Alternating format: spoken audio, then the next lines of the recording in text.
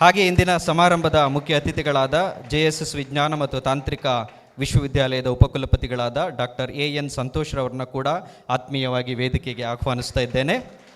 ಅಂತೆಯೇ ಇಂದಿನ ಸಮಾರಂಭದ ಗೌರವ ಅತಿಥಿಗಳಾಗಿರುವಂತಹ ಶ್ರೀ ರಮಾನುಜ ಶ್ರೀನಿವಾಸರವರನ್ನ ಕೂಡ ವೇದಿಕೆಗೆ ನಾನು ಆತ್ಮೀಯವಾಗಿ ಆಹ್ವಾನಿಸ್ತೇನೆ. ಹಾಗೆಯೇ ನಮ್ಮ ಕಾಲೇಜಿನ ಆಡಳಿತ ಮಂಡಳಿಯ ಕಾರ್ಯದರ್ಶಿಯವರಾಗಿರುವಂತಹ ಶ್ರೀಯುತ ಕೆ ಶಿವಶಂಕರ್ ಅವರು ವೇದಿಕೆಗೆ ಆಗಮಿಸ್ತಾ ಇದ್ದಾರೆ. ಅವರನ್ನು ಕೂಡ ಆತ್ಮೀಯವಾಗಿ ನಾನು ವೇದಿಕೆಗೆ ಸ್ವಾಗತಿಸ್ತೇನೆ. ಅಂತೆಯೇ ವೇದಿಕೆಯಲ್ಲಿ ಉಪಸ್ಥಿತರಿರುವಂತಹ ನಮ್ಮ ಕಾಲೇಜಿನ ಆಡಳಿತ ಮಂಡಳಿಯ ಖಜಾಂಚಿಯವರಾಗಿರುವಂತಹ ಶ್ರೀಯುತ R ವೀರೇಶ್ರವರನ್ನ ಕೂಡ ಆತ್ಮೀಯವಾಗಿ ವೇದಿಕೆಗೆ ಆಹ್ವಾನಿಸ್ತೇನೆ. ನಮ್ಮೆಲ್ಲರ ನೆಚ್ಚಿನ ಪ್ರಾಂಶುಪಾಲರಾದ ಡಾಕ್ಟರ್ L ಬಸವರಾಜ್, ದಯವಿಟ್ಟು ಎಲ್ಲರೂ ಕುಳಿತುಕೊಳ್ಬೇಕು. ಕಾರ್ಯಕ್ರಮ ಆರಂಭಕ್ಕೂ ಮುನ್ನ ತಮ್ಮೆಲ್ಲರಿಗೂ ಕೂಡ ಸಾಕಷ್ಟು ಪೋಷಕರು ಇಲ್ಲಿ ಆಗಮಿಸಿದ್ದೀರಿ. ಅನೇಕರು ಈಗಾಗಲೇ ಅಂತರ್ಜಾಲಗಳಲ್ಲಿ ಅಂದರೆ ವೆಬ್ಸೈಟಲ್ಲಿ ನಮ್ಮ ಕಾಲೇಜಿನ ಬಗ್ಗೆ ಒಂದಷ್ಟು ಮಾಹಿತಿಗಳನ್ನು ಪಡ್ಕೊಂಡಿರ್ತೀರಿ. ಆದರೂ ಔಪಚಾರಿಕವಾಗಿ ನಮ್ಮ ಕಾಲೇಜಿನ ಬಗ್ಗೆ ಒಂದಷ್ಟು ಪರಿಚಯವನ್ನು ಮಾಡಿಕೊಟ್ಟು ಆನಂತರ ವೇದಿಕೆ ಕಾರ್ಯಕ್ರಮವನ್ನು ಆರಂಭ ಮಾಡೋಣ. ಆತ್ಮೀಯರೇ, ನಹಿ ಜ್ಞಾನೇನ ಸದೃಶಂ ಅಂದರೆ ಜ್ಞಾನಕ್ಕಿಂತ ಮಿಗಿಲಾದ ಸಂಪತ್ತು ಈ ಜಗತ್ತಿನಲ್ಲಿ ಮತ್ತೊಂದಿಲ್ಲ.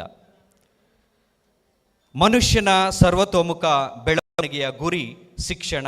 ಆ ಶಿಕ್ಷಣದ ಗುರಿಯನ್ನು ಹೊತ್ತು ನಿಮ್ಮ ಮಕ್ಕಳು ನಮ್ಮ ಕಾಲೇಜಿಗೆ ಪ್ರವೇಶವನ್ನು ಪಡೆದಿದ್ದಾರೆ. ನಿಸರ್ಗದ ಈ ಸುಂದರ ತಾಣದಲ್ಲಿ, ಪ್ರಕೃತಿಯ ಮಡಿಲಲ್ಲಿ 10/10/2010 ನಿಮ್ಮ ATME ಕಾಲೇಜ್ ಆಫ್ ಇಂಜಿನಿಯರಿಂಗ್ ಪದವೀಧರ ಅಂದರೆ ಸಿವಿಲ್ ಇಂಜಿನಿಯರಿಂಗ್ ಪದವೀಧರರಾದಂಥ ಮತ್ತು ಆತ್ಮೀಯ ಸ್ನೇಹಿತರುಗಳಾದಂತಹ ಶ್ರೀ L ಅರುಣ್ ಕುಮಾರ್ ಅವರು, ಶ್ರೀ R ವೀರೇಶ್ ಅವರು, ಶ್ರೀ K ಶಿವಶಂಕರ್ ಅವರು, ಇವರುಗಳ ದೂರದರ್ಶಿತ್ವದ ಕಲ್ಪನೆಯಲ್ಲಿ ATME ಸಂಸ್ಥೆ ಆರಂಭ ಆಯಿತು.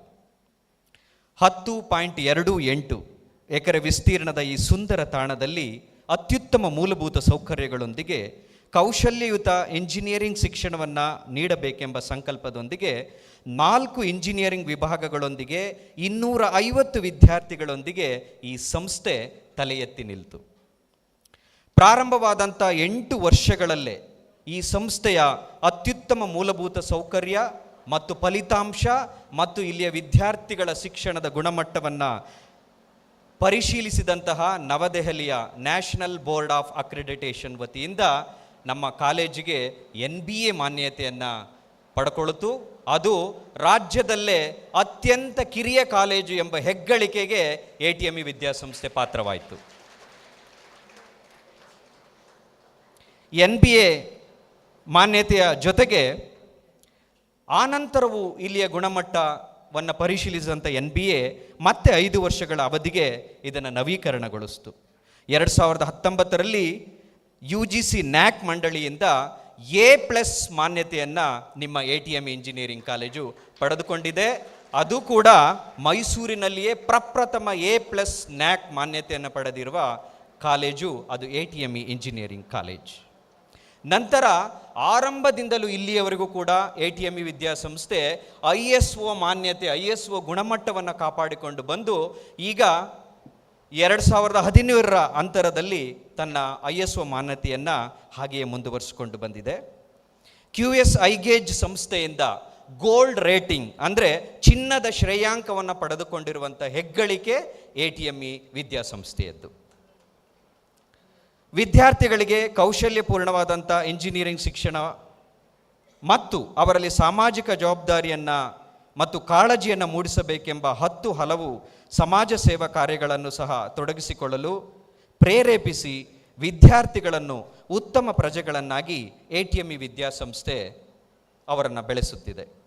4 ವಿಭಾಗಗಳಿಂದ 250 ವಿದ್ಯಾರ್ಥಿಗಳಿಂದ ಆರಂಭವಾದಂಥ ATME ವಿದ್ಯಾಸಂಸ್ಥೆ ಇಂದು 9 ಇಂಜಿನಿಯರಿಂಗ್ ವಿಭಾಗ, BCA, MCA ಹಾಗೂ MBA ಯಂತಹ ಮುಂದುವರೆದ ವೃತ್ತಿಪರ ಶಿಕ್ಷಣದ ವಿಭಾಗಗಳನ್ನು ಹೊಂದಿದ್ದು 2500ಕ್ಕೂ ಹೆಚ್ಚು ವಿದ್ಯಾರ್ಥಿ ಬಳಗವನ್ನು ATME ವಿದ್ಯಾಸಂಸ್ಥೆ ಇಂದು ಹೊಂದಿದೆ. ಅತ್ಯುತ್ತಮ ಗ್ರಂಥಾಲಯ, ಆಧುನಿಕ ಪ್ರಯೋಗಾಲಯಗಳು, ಹೈಜೆನಿಕ್ ಕೆಫೆಟೇರಿಯಾ, ಮೈಸೂರು ನಗರ ಅಲ್ಲದೆ ಅಕ್ಕಪಕ್ಕದ ಜಿಲ್ಲೆಗಳಿಂದಲೂ ಕೂಡ ಕಾಲೇಜು ವಾಹನದ ಸೌಲಭ್ಯವನ್ನು ATME ಹೊಂದಿದೆ. ಕಾಲೇಜು ಆವರಣದಲ್ಲೇ ವಿದ್ಯಾರ್ಥಿನಿಯರಿಗೆ ಪ್ರತ್ಯೇಕ ಹಾಸ್ಟೆಲ್ ವ್ಯವಸ್ಥೆ, ಕಾಲೇಜಿನ ಪ್ರತಿ ವಿಭಾಗ ಮತ್ತು ಕಾರಿಡಾರ್ಗಳಲ್ಲಿ 24 ಗಂಟೆ CCTV ಕಣ್ಗಾವಲು ವ್ಯವಸ್ಥೆಯನ್ನು ಕೂಡ ಮಾಡಲಾಗಿದೆ. ಭದ್ರತಾ ಸಿಬ್ಬಂದಿ, ವೈಫೈ ವ್ಯವಸ್ಥೆ, RO ಕುಡಿಯುವ ನೀರಿನ ಘಟಕ, ಹೀಗೆ ಎಲ್ಲ ರೀತಿಯ ಮೂಲಭೂತ ಸೌಕರ್ಯಗಳನ್ನು ATME ವಿದ್ಯಾಸಂಸ್ಥೆ ಹೊಂದಿದೆ. 130ಕ್ಕೂ ಹೆಚ್ಚು ಅಧ್ಯಾಪಕ ವೃಂದವನ್ನು ಹೊಂದಿದ್ದು, 30ಕ್ಕೂ ಹೆಚ್ಚು PhD ಪಡೆದಿರುವಂತಹ ಪದವಿಯನ್ನು ಪಡೆದಿರುವಂತಹ ಪ್ರಾಧ್ಯಾಪಕ ವೃಂದವನ್ನು ATME ವಿದ್ಯಾಸಂಸ್ಥೆ ಹೊಂದಿದೆ. ವಿವಿಧ ಕಂಪನಿಗಳೊಂದಿಗೆ MOU ಅಂದರೆ ಒಡಂಬಡಿಕೆಯನ್ನು ಮಾಡಿಕೊಂಡಿದ್ದು, ವಿದ್ಯಾರ್ಥಿಗಳಿಗೆ ಉದ್ಯಮಾಧಾರಿತ ವೃತ್ತಿ ತರಬೇತಿಯನ್ನು 4 ಹಂತಗಳಲ್ಲಿ ನೀಡುತ್ತಾ ಬಂದಿದ್ದು, ಪ್ರತಿಷ್ಠಿತ ರಾಷ್ಟ್ರೀಯ ಮತ್ತು ಬಹುರಾಷ್ಟ್ರೀಯ ಕಂಪನಿಗಳಲ್ಲಿ ಉದ್ಯೋಗದ ವ್ಯವಸ್ಥೆಯನ್ನು ಕಲ್ಪಿಸುವ ನಿಟ್ಟಿನಲ್ಲಿ ATME ಸಾಗಿದೆ. ಒಟ್ಟಾರೆ ಇಂಜಿನಿಯರಿಂಗ್ ವಿದ್ಯಾರ್ಥಿಗಳ ಸರ್ವತೋಮುಖ ಬೆಳವಣಿಗೆಗೆ ಪೂರಕ ಶಿಕ್ಷಣ ಮತ್ತು ವ್ಯವಸ್ಥೆಯನ್ನು ಹೊಂದಿದ್ದು, ನಮ್ಮ ಸಂಸ್ಥೆಯನ್ನು ಪರಿಗಣಿಸಿ ಪ್ರವೇಶವನ್ನು ಪಡೆದಿರುವ ಎಲ್ಲ ವಿದ್ಯಾರ್ಥಿಗಳು ಮತ್ತು ಪೋಷಕರಿಗೆ ಸಂಸ್ಥೆಯು ಉತ್ತಮವಾದ ಭರವಸೆಯನ್ನು ನೀಡುತ್ತಾ, ಆಡಳಿತ ಮಂಡಳಿಯು ಈ ಸಂದರ್ಭದಲ್ಲಿ ತಮ್ಮೆಲ್ಲರಿಗೂ ಶುಭಾಶಯವನ್ನು ಕೋರಿ ತಮ್ಮೆಲ್ಲರನ್ನು ಈ ಒಂದು ದಿನದ ಶುಭ ಕಾರ್ಯಕ್ರಮಕ್ಕೆ ಆಹ್ವಾನಿಸ್ತಾ ಇದೆ. ಇದು ಸಂಸ್ಥೆಯ ಸಂಕ್ಷಿಪ್ತ ಪರಿಚಯ. ಈಗ ಇಂದಿನ ವೇದಿಕೆ ಸಮಾರಂಭವನ್ನು ತಮ್ಮೆಲ್ಲರ ಅನುಮತಿಯೊಂದಿಗೆ ಆರಂಭಿಸ್ತಾ ಇದ್ದೇವೆ. ಪ್ರಪ್ರಥಮ ಬಾರಿಗೆ ಅಣ್ಣ ಬಸವಣ್ಣನವರ ವಚನದಂತೆ ನೀನೊಲಿದರೆ ಕೊರಡು ಕೊನರುವುದಯ್ಯ, ನೀನೊಲಿದರೆ ಬರಡು ಹಯನಹುದಯ್ಯ, ನೀನೊಲಿದರೆ ವಿಷವು ಅಮೃತಬಹುದಯ್ಯ ಎಂಬಂತೆ ಬಸವಣ್ಣನವರ ನಾಣ್ಣುಡಿಯಂತೆ ಭಗವಂತನ ಒಲಮೆಯೊಂದಿಗೆ ಇಂದಿನ ಸಮಾರಂಭವನ್ನು ಆರಂಭಿಸೋಣ. ಕುಮಾರಿ ಮಾಧುರ್ಯ, ಕಂಪ್ಯೂಟರ್ ಸೈನ್ಸ್ ವಿಭಾಗದ ವಿದ್ಯಾರ್ಥಿನಿ, ಇವತ್ತಿನ ಈ ಕಾರ್ಯಕ್ರಮವನ್ನು ಭಗವಂತನ ನಾಮಸ್ಮರಣೆಯೊಂದಿಗೆ ಆರಂಭಿಸಬೇಕು ಅಂತ ಕೇಳಿಕೊಳ್ತೇನೆ.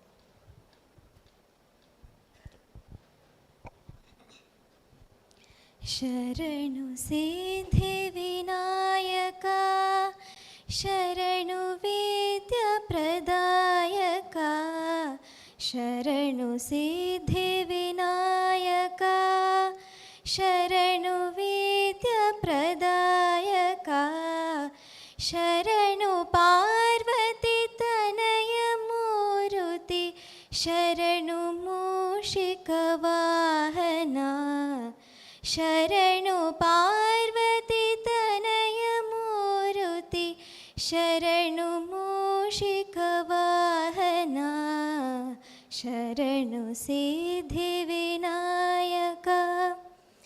ನಿಟಿಲ ನೇತ್ರನೆ ದೇವಿ ಸುತನೆ, ನಾಗಭೂಷಣ ಪ್ರಿಯನೆ, ನಿಟಿಲ ನೇತ್ರನೆ ಗೌರಿ ಸುತನೆ, ನಾಗಭೂಷಣ ಪ್ರಿಯನೆ, ತಕಿಟ ತಾಂಕಿಟ ಕೋಮಲಾಂಗನೆ, ಕರ್ಣಕುಂಡಲ ಧಾರನೆ, ತಕಿಟ ತಾಂಕಿಟ ಕೋಮಲಾಂಗನೆ, ಕರ್ಣಕುಂಡಲ ಧಾರನೆ, ಶರಣು ಸಿದ್ಧಿ ವಿನಾಯಕ.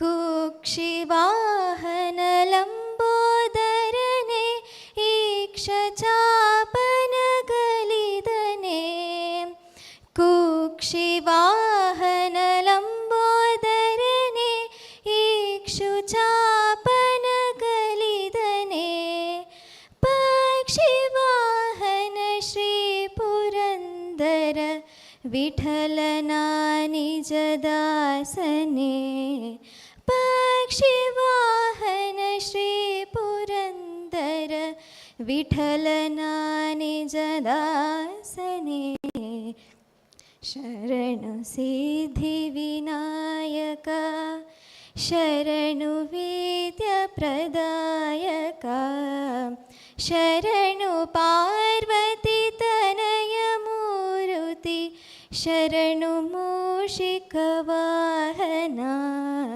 ಶರಣು Siddhi Vinayaka. Thank you. Thank you Madhurya, ಭಗವಂತನ ನಾಮಸ್ಮರಣೆಯೊಂದಿಗೆ ಕಾರ್ಯಕ್ರಮವನ್ನು ಆರಂಭ ಮಾಡಿದ್ದಕ್ಕಾಗಿ. ಈಗ ಔಪಚಾರಿಕವಾಗಿ ತಾಯಿ ನೆಲ, ತಾಯಿ ನುಡಿ, ಸಂಸ್ಕೃತಿ, ಸಂಸ್ಕಾರಗಳನ್ನು ಸಾರುತ್ತಾ ಭಾರತಾಂಬೆಯನ್ನು ಸ್ಮರಿಸಿ ಈ ಕಾರ್ಯಕ್ರಮಕ್ಕೆ ಮುನ್ನುಡಿಯನ್ನು ಬರೆಯೋಣ. ಈಗ ನಾಡಗೀತೆ. ದಯವಿಟ್ಟು ಎಲ್ಲರೂ ಕೂಡ ಎದ್ದು ನಿಂತು ನಾಡಗೀತೆಗೆ ಗೌರವವನ್ನು ಸಲ್ಲಿಸೋಣ. ಜಯ ಭಾರತ ಜನನಿಯ ತನುಜಾತೆ, ಜಯ ಹೇ ಕರ್ನಾಟಕ ಮಾತೆ, ಜಯ ಸುಂದರ ನದಿ ವನಗಳ ನಾಡೆ, ಜಯ ಹೇ ರಸ ಋಷಿಗಳ ಮೇಳೆ, ಭೂದೇವಿಯ ಮಕುಟದ ನವಮಣಿಯೇ, ಗಂಧದ ಚಂದದ ಹೊನ್ನಿನ ಗಣಿಯೇ, ರಾಘವ ಮಧುಸೂದನರ ಧರಿಸಿದ ಭಾರತ ಜನನಿಯ ತನುಜಾತೆ, ಜಯ ಹೇ ಕರ್ನಾಟಕ ಮಾತೆ, ಜನನಿಯ ಜೋಗುಳ ವೇಗದ ಘೋಷ, ಜನನಿಗೆ ಜೀವವು ನಿನ್ನಾವೇಶ, ಹಸುರಿನ ಗಿರಿಗಳ ಸಾಲೆ, ನಿನ್ನಯ ಕೊರಳಿನ ಮಾಲೆ, ಕಪಿಲ ಪತಂಜಲ ಗೌತಮ ಜಿನನುತ ಭಾರತ ಜನನಿಯ ತನುಜಾತೆ, ಜಯ ಹೇ ಕರ್ನಾಟಕ ಮಾತೆ, ಶಂಕರ ರಮನುಜ ವಿದ್ಯಾರಣ್ಯ, ಬಸವ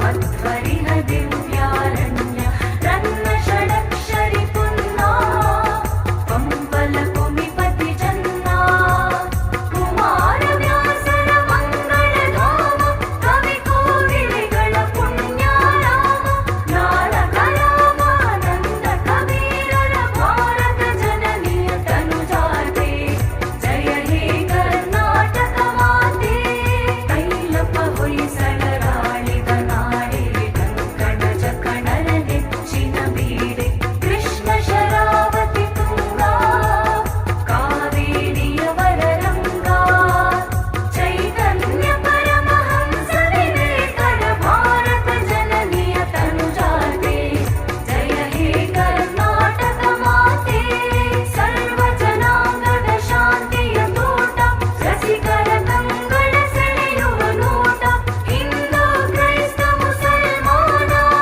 ಪಾರಸಿಕ ಜೈನ ನೃತ್ಯಾನ, ಜನಕನ ಹೋಲುವ ದೊರೆಗಳ ಧಾಮ, ಗಾಯಕ ವೈದಿಕರ ರಾಮ, ಕನ್ನಡ ನುಡಿ ಕುಣಿದಾಡುವ ದೇಹ, ಕನ್ನಡ ತಾಯಿಯ ಮಕ್ಕಳ ದೇಹ, ಭಾರತ ಜನನಿಯ ತನುಜಾತೆ, ಜಯ ಹೇ ಕರ್ನಾಟಕ ಮಾತೆ, ಜಯ ಹೇ ಕರ್ನಾಟಕ ಮಾತೆ, ಜಯ ಹೇ ಕರ್ನಾಟಕ ಮಾತೆ.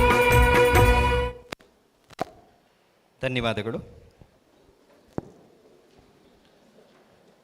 ಕಾರ್ಯಕ್ರಮ ಮುಂದುವರೆದ ಹಾಗೆ ಶರಣರ ಬರವೆಮಗೆ ಪ್ರಾಣಜೀವಾಳವಯ್ಯ ಎಂಬಂತೆ ಇಂದಿನ ಈ ಸಮಾರಂಭಕ್ಕೆ ಆಗಮಿಸಿರುವ ಅತಿಥಿ ಅಭ್ಯಾಗತರನ್ನು, ಪೋಷಕರನ್ನು ತುಂಬು ಹೃದಯದಿಂದ ಈ ಸಮಾರಂಭಕ್ಕೆ ಸ್ವಾಗತಿಸಲಿದ್ದಾರೆ ಪ್ರಾಂಶುಪಾಲರಾದ doctor L ಬಸವರಾಜ್ರವರು.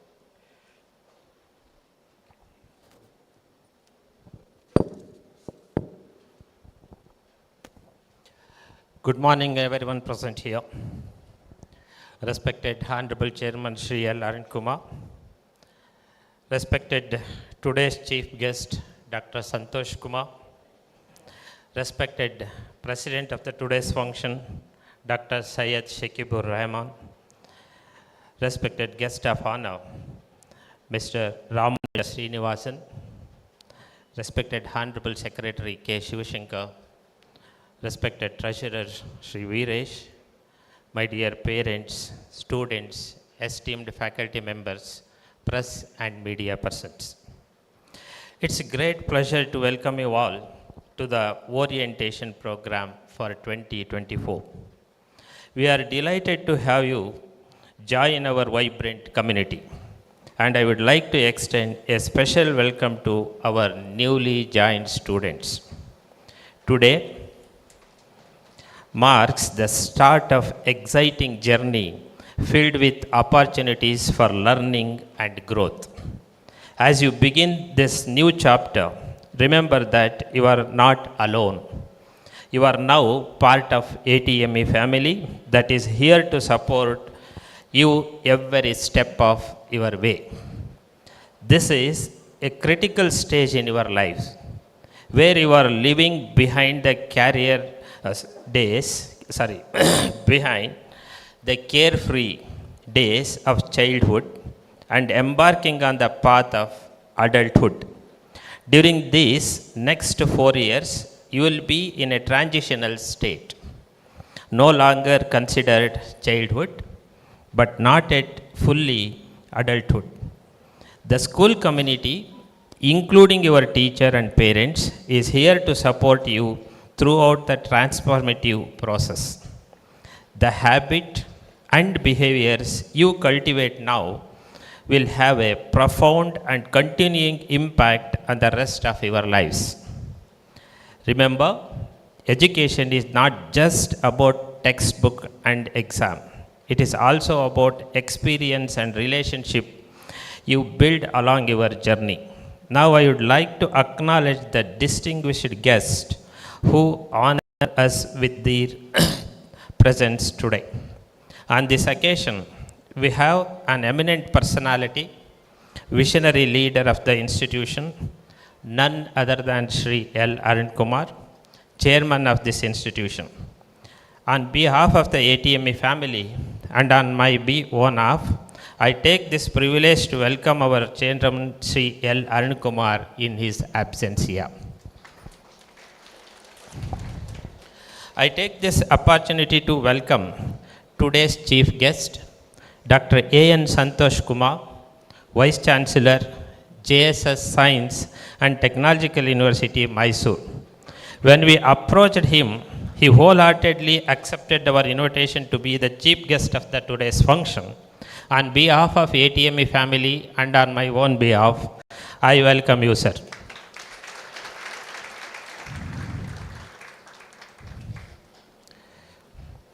We have one more renowned personality, an educationist, our mentor, Dr. Syed Shekibur Rahman, former principal SJCE Mysore, former executive council member VTU Belagavi, and president of the today's function.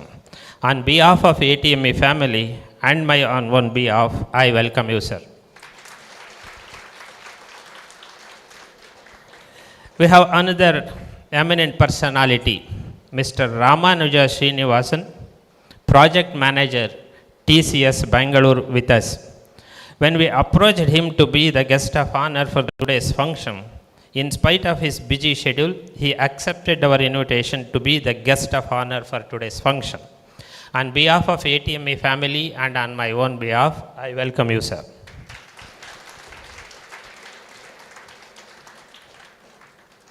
Additionally, I extend a warm welcome to our Honorable Secretary, Sri K. Shivashankar. On behalf of ATME family and on one behalf, I welcome you, sir. I would also extend warm welcome to our Treasurer, Sri K. Veeresh. I welcome you, sir. Finally, I extend a warm welcome to all deans, heads of the department, faculty members, students, parents, press and media. Your presence today makes this occasion even more special. Thank you all.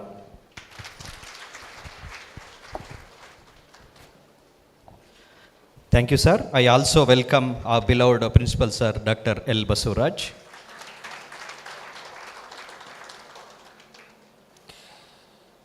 ಕಾರ್ಯಕ್ರಮ ಮುಂದುವರೆದ ಹಾಗೆ ಜ್ಞಾನದ ಬಲದಿಂದ ಅಜ್ಞಾನದ ಕೇಡು ನೋಡಯ್ಯ, ಜ್ಯೋತಿಯ ಬಲದಿಂದ ತಮಂದದ ಕೇಡು ನೋಡಯ್ಯ ಎಂಬಂತೆ ಅಜ್ಞಾನವೆಂಬ ಅಂಧಕಾರವನ್ನು ಅಳಿಸಿ ಸುಜ್ಞಾನವನ್ನು ನೀಡುವ ಜ್ಯೋತಿಯನ್ನು ಬೆಳಗಿಸಿ ಇಂದಿನ ಈ ಶುಭ ಸಮಾರಂಭವನ್ನು ಉದ್ಘಾಟಿಸಬೇಕೆಂದು ವೇದಿಕೆ ಮೇಲಿರುವ ಎಲ್ಲ ಗಣ್ಯ ಮಹನೀಯರುಗಳನ್ನು ಆತ್ಮೀಯವಾಗಿ ಕೋರುತ್ತೇನೆ. ಜೊತೆಗೆ ಇಬ್ಬರು ವಿದ್ಯಾರ್ಥಿಗಳು, ಒಬ್ಬ ವಿದ್ಯಾರ್ಥಿನಿ ಒಬ್ಬ ವಿದ್ಯಾರ್ಥಿ ವೇದಿಕೆ ಮೇಲೆ ಬರಬೇಕು.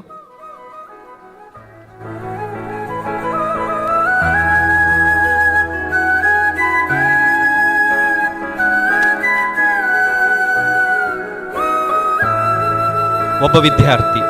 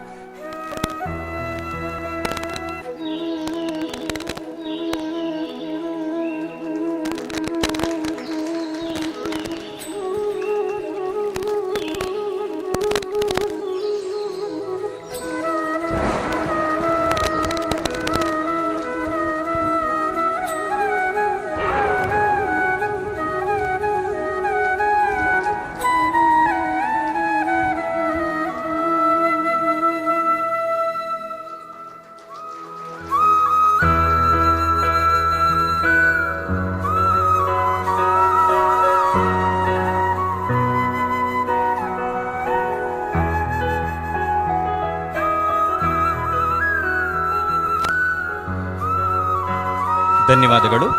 ಜ್ಞಾನದ ಜ್ಯೋತಿಯನ್ನು ಹೊತ್ತಿಸಿ ಕಾರ್ಯಕ್ರಮವನ್ನು ಉದ್ಘಾಟಿಸಿದ ಎಲ್ಲ ಗಣ್ಯ ಮಹನೀಯರುಗಳಿಗೆ ಧನ್ಯವಾದಗಳು.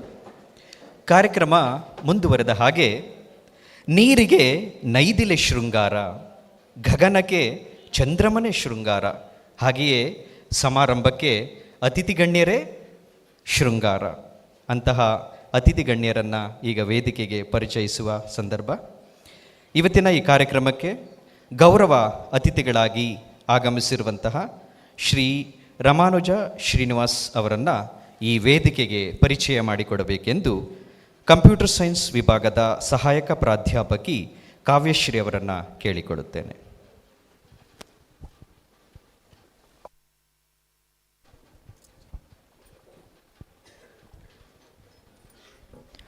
A very good morning to one and all present here. It's my pleasure to introduce today's guest of honor, Mr. Ramanuja Srinivasan K, on this exciting occasion, who is renowned as project manager in TCS Bengaluru. He has done his master's in computer applications from Nagarjuna University, Guntur, Andhra Pradesh. Pursuing PhD in HR with Vishveshwaraya Technological University, Belgavi, Karnataka.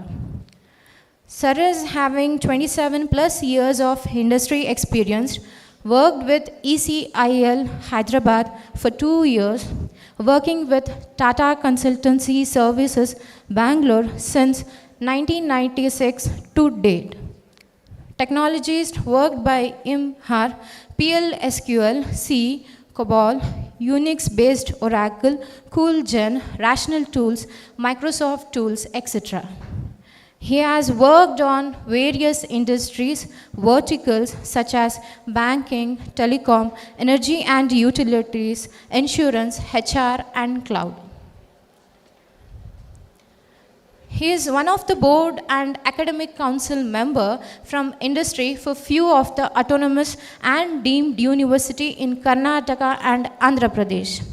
Roles played by him are project manager, delivery manager, program manager, workforce manager, academic interface program head. His passion is to connect with academia to bridge the gap by sharing the industry required skills. Being AIP head role for more than 15 years. He is silver certified mentor. Sir has achieved many accomplishments in his field. One of the most inspiring achievement is he has won TCS GEM award for more than 65 times for various initiatives.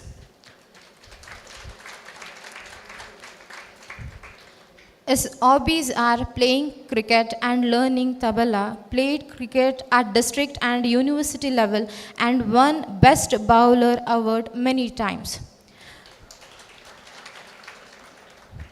Your presence is a source of inspiration to us, sir. We are honored to have you with us today. Thank you for gracing our event. Thank you all.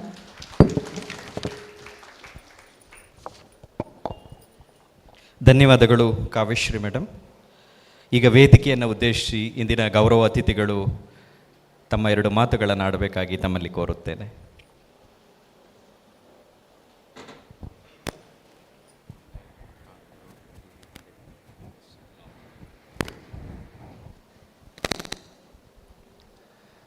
ಎಲ್ಲರಿಗೂ ನಮಸ್ಕಾರ.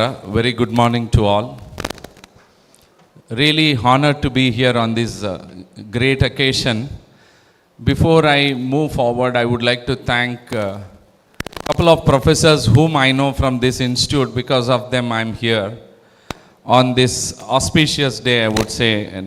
One of the professor and dean happened to be, good friend of mine since few years.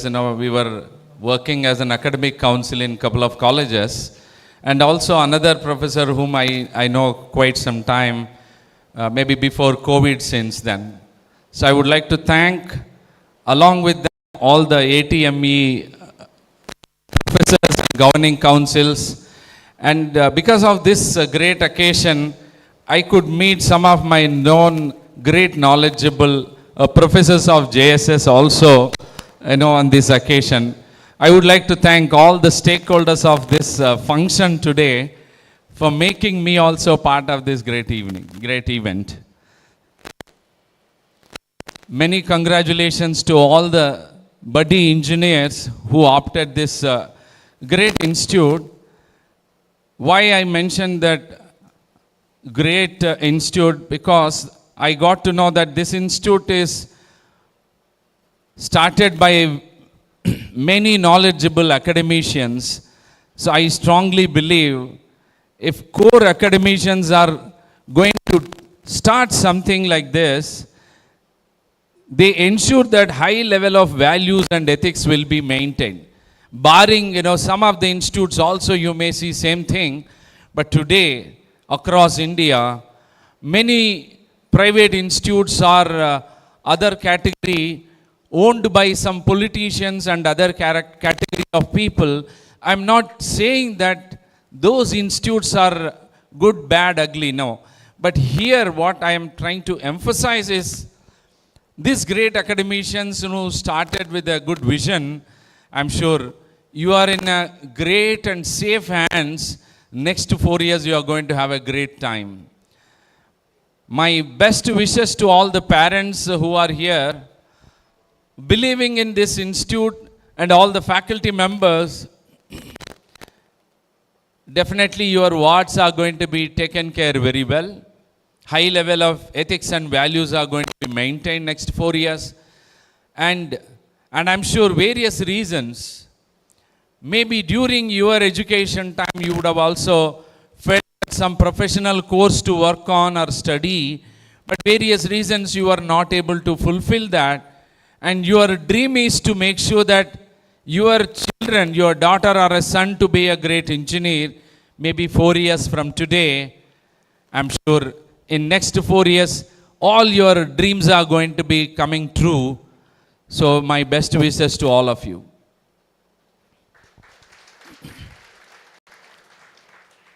And my dear student friends, there are some category of students today in many of the engineering colleges, first few months of the first year or first semester, before they admit to the engineering program, there are two categories of students. One is by choice they opted to pursue engineering as their graduation. Another category is by force. Though they don't like to pursue engineering because of some domestic pressure from their parents or maybe their siblings, their neighbors, or maybe their relatives, even though they don't like to pursue, but there is a force for them to study engineering program, considering that you'll have a better life, better career, better job opportunities. So various reasons, some of small percentage probably would have joined engineering program by force. I'm assuming small percentage. And many would have joined by choice. I want to do something as an engineer. So many percentage of people would have joined us by your choice, right? So my sincere appeal to all the category, why I mentioned all the category of these two categories, should never ever have a regret, because first two semesters of your engineering where it is like your 11th and 12th standard extension. You are going to study mathematics, physics, chemistry, along with few additional new courses. It's an advanced category of your 11th and 12th. But some of you, with a great difficulty, in case if you studied and passed out your 11th and 12th, either a physics or mathematics, but still you should never ever think of some kind of a regret that why did I join this engineering program. My dear friends, ensure that take it as a high level of dedication to complete next 4 years to fulfill your parents' dream and your wish. Over a period of time, that will become your aspirational to pursue and complete your engineering next 4 years with whatever the level of success where you want to see, your kind of a goal where you want to achieve. with the help of all your teachers and mentors, you're going to interact from tomorrow onwards. So in the engineering program, today everybody is aiming that next 4 years, whatever it is, let me complete, get good academic percentage and get a reasonably good job. That's maybe fair enough. But my dear friends, my sincere appeal as an industry representative, I would like to emphasize on there is something which is reasonably lack from an industry expectation from a young engineers is application knowledge. You may be extremely good in academics. You are maybe 10 out of 10, in your 11th and 12th, good academic scores. You may continue in the same level during first semester till your last semester of engineering program. You may maintain a good academic percentages, good subject knowledge, maybe in terms of representing in the examination. But my sincere appeal to emphasize again on your application knowledge. As a true engineer, what kind of application you are going to apply from your concepts, what you are going to study, be it a computer science engineering or electronics or electrical, mechanical or civil, any stream. Today industry is looking at how good are you in terms of your communication skills, your analytical skills, and at the same time your logical thinking. Industries like us, service industries, are open to all the stream of branch students to hire. But what they look at is these three qualities along with your application knowledge. For example, if I take an example of mathematics, if I study metrics, calculus, integration, how I am going to apply these knowledge in the real world, that's how you need to think. Not like a 11th and 12th or a PUC or a CBSE syllabus student. Today you joined in a professional course, your way of thinking should change. You need to relate some of your concepts to the real world. That's how you gain the application knowledge. Another point I want to add on here is, until yesterday, until your PUC student, you are an individual performer. The more and more focused study knowledge which I gain as a PUC or a 12th student, the better I represent in the examination, I get the highest scores. That's what expected by you, your parents, your teachers. But here in the professional course, anything you take, you need to be a good team player. Not only as an individual performer. So for which you need to practice one important value is something called learning and sharing. Because all these great teachers, what we have in any academic institutions, the decades together they are teaching probably the same set of subjects to various lakhs of students, and at the same time they are adapting the new technology, whatever is coming in the industry trends, so that they can train in a better way to their own students. So message what I am trying to convey is the learning and sharing. These great gurus or teachers are the best examples. The more and more they share their learnings, they have become gurus and they are knowledgeable in that area. It can be physics, mathematics, or any engineering stream subject. So my appeal to all the young students,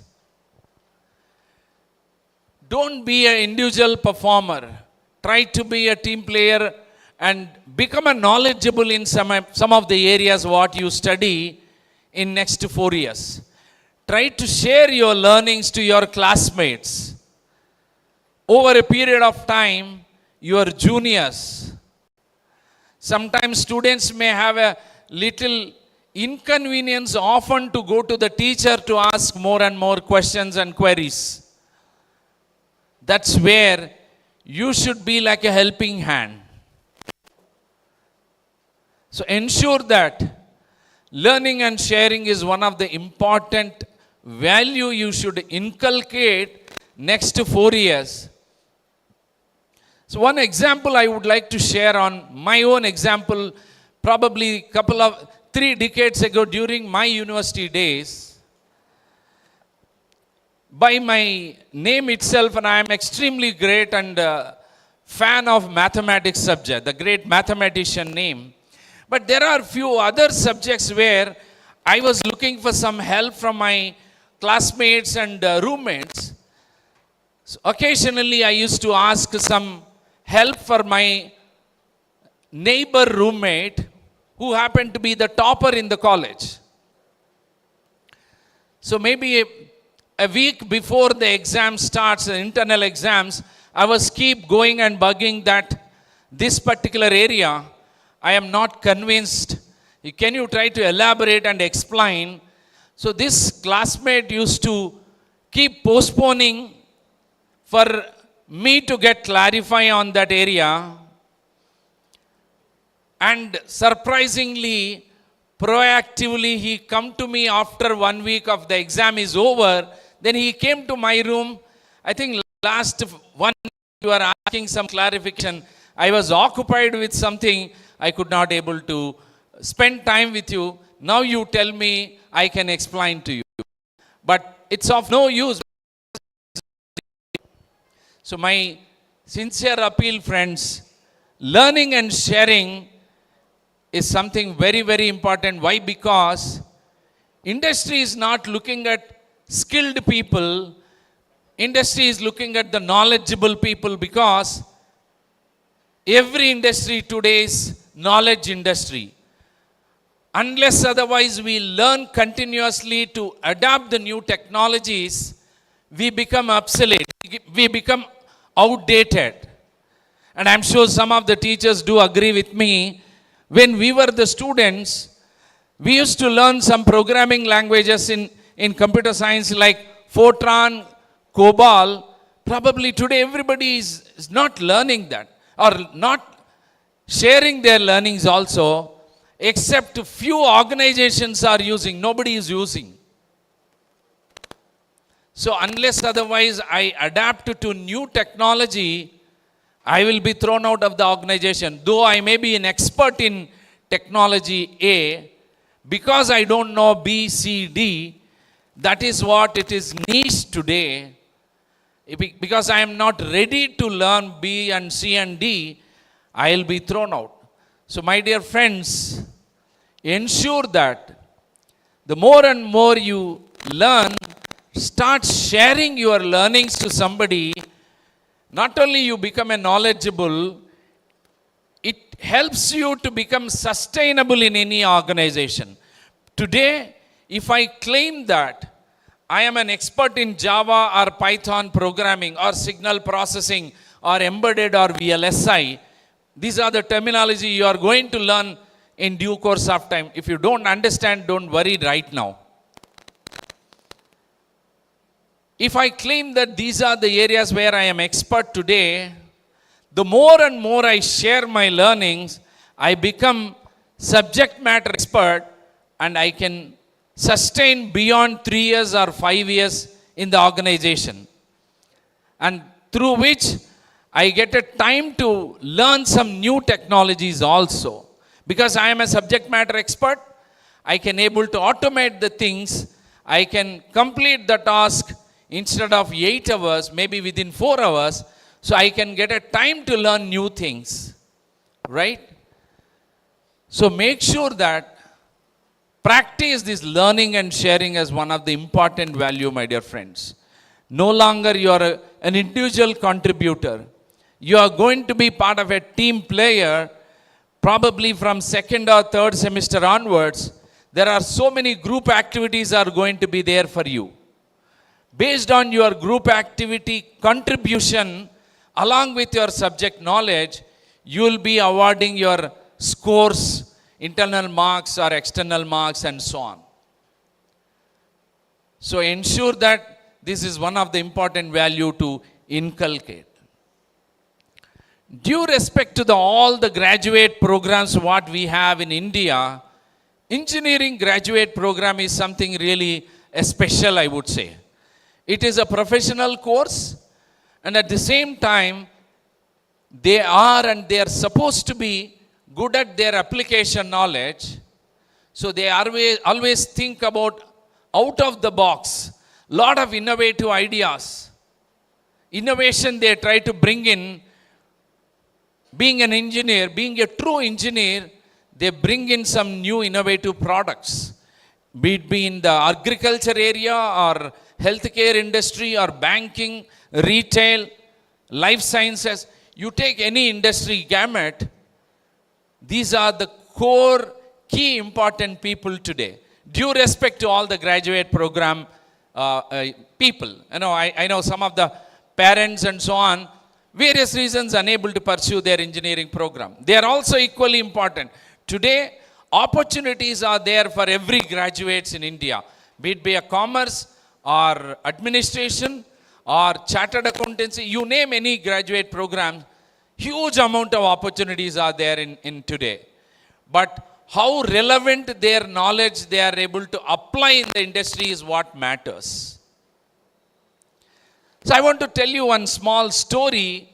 As a true engineer, at first year or probably the first day of your engineering program, that helps you in a better way how important this engineering program, not only for you, your parents and this institute, this country and Namma Karnataka also, we are looking forward for a great engineers like you all. And believe me, the expectations for Karnataka students will be little higher at a global market, because this is the great country. We celebrate the country, the world celebrate the Engineers Day we did few weeks ago. Right? I'm sure some of you know, some of the young student may not be knowing Dr. Sir M. Visvesvaraya sir. Right? So expectations will be little higher being a true engineer from Karnataka students in the global market. So the story goes like this. Again, the disclaimer, my dear friends, due respect to all the graduate programs. In case, if a small, probably I'll take this size of a steel rod, this size of a steel rod given to a normal graduate within their knowledge, within their limited knowledge and application knowledge, they are asked to generate some product and bring some revenue out of it, get some money out of it. The normal graduates are able to produce small size of a needle which will be used by our tailors to stitch our shirts, trousers and all our dresses, right? The tailors will use the needles while sewing the machines, right? I hope you all understood what I'm trying to convey. So they were able to produce X number of needles. I'm sure engineer supposed to be good at mathematics, not because I am a mathematician name, I'm mathematics lover, right? You all likes mathematics, that's how you are end up in engineering. I'm assuming that, right? So we all very comfortable to use the variables like X, Y, Z and so on, right? So X number of small needles, the graduates are able to produce. It will generate Y rupees or dollars.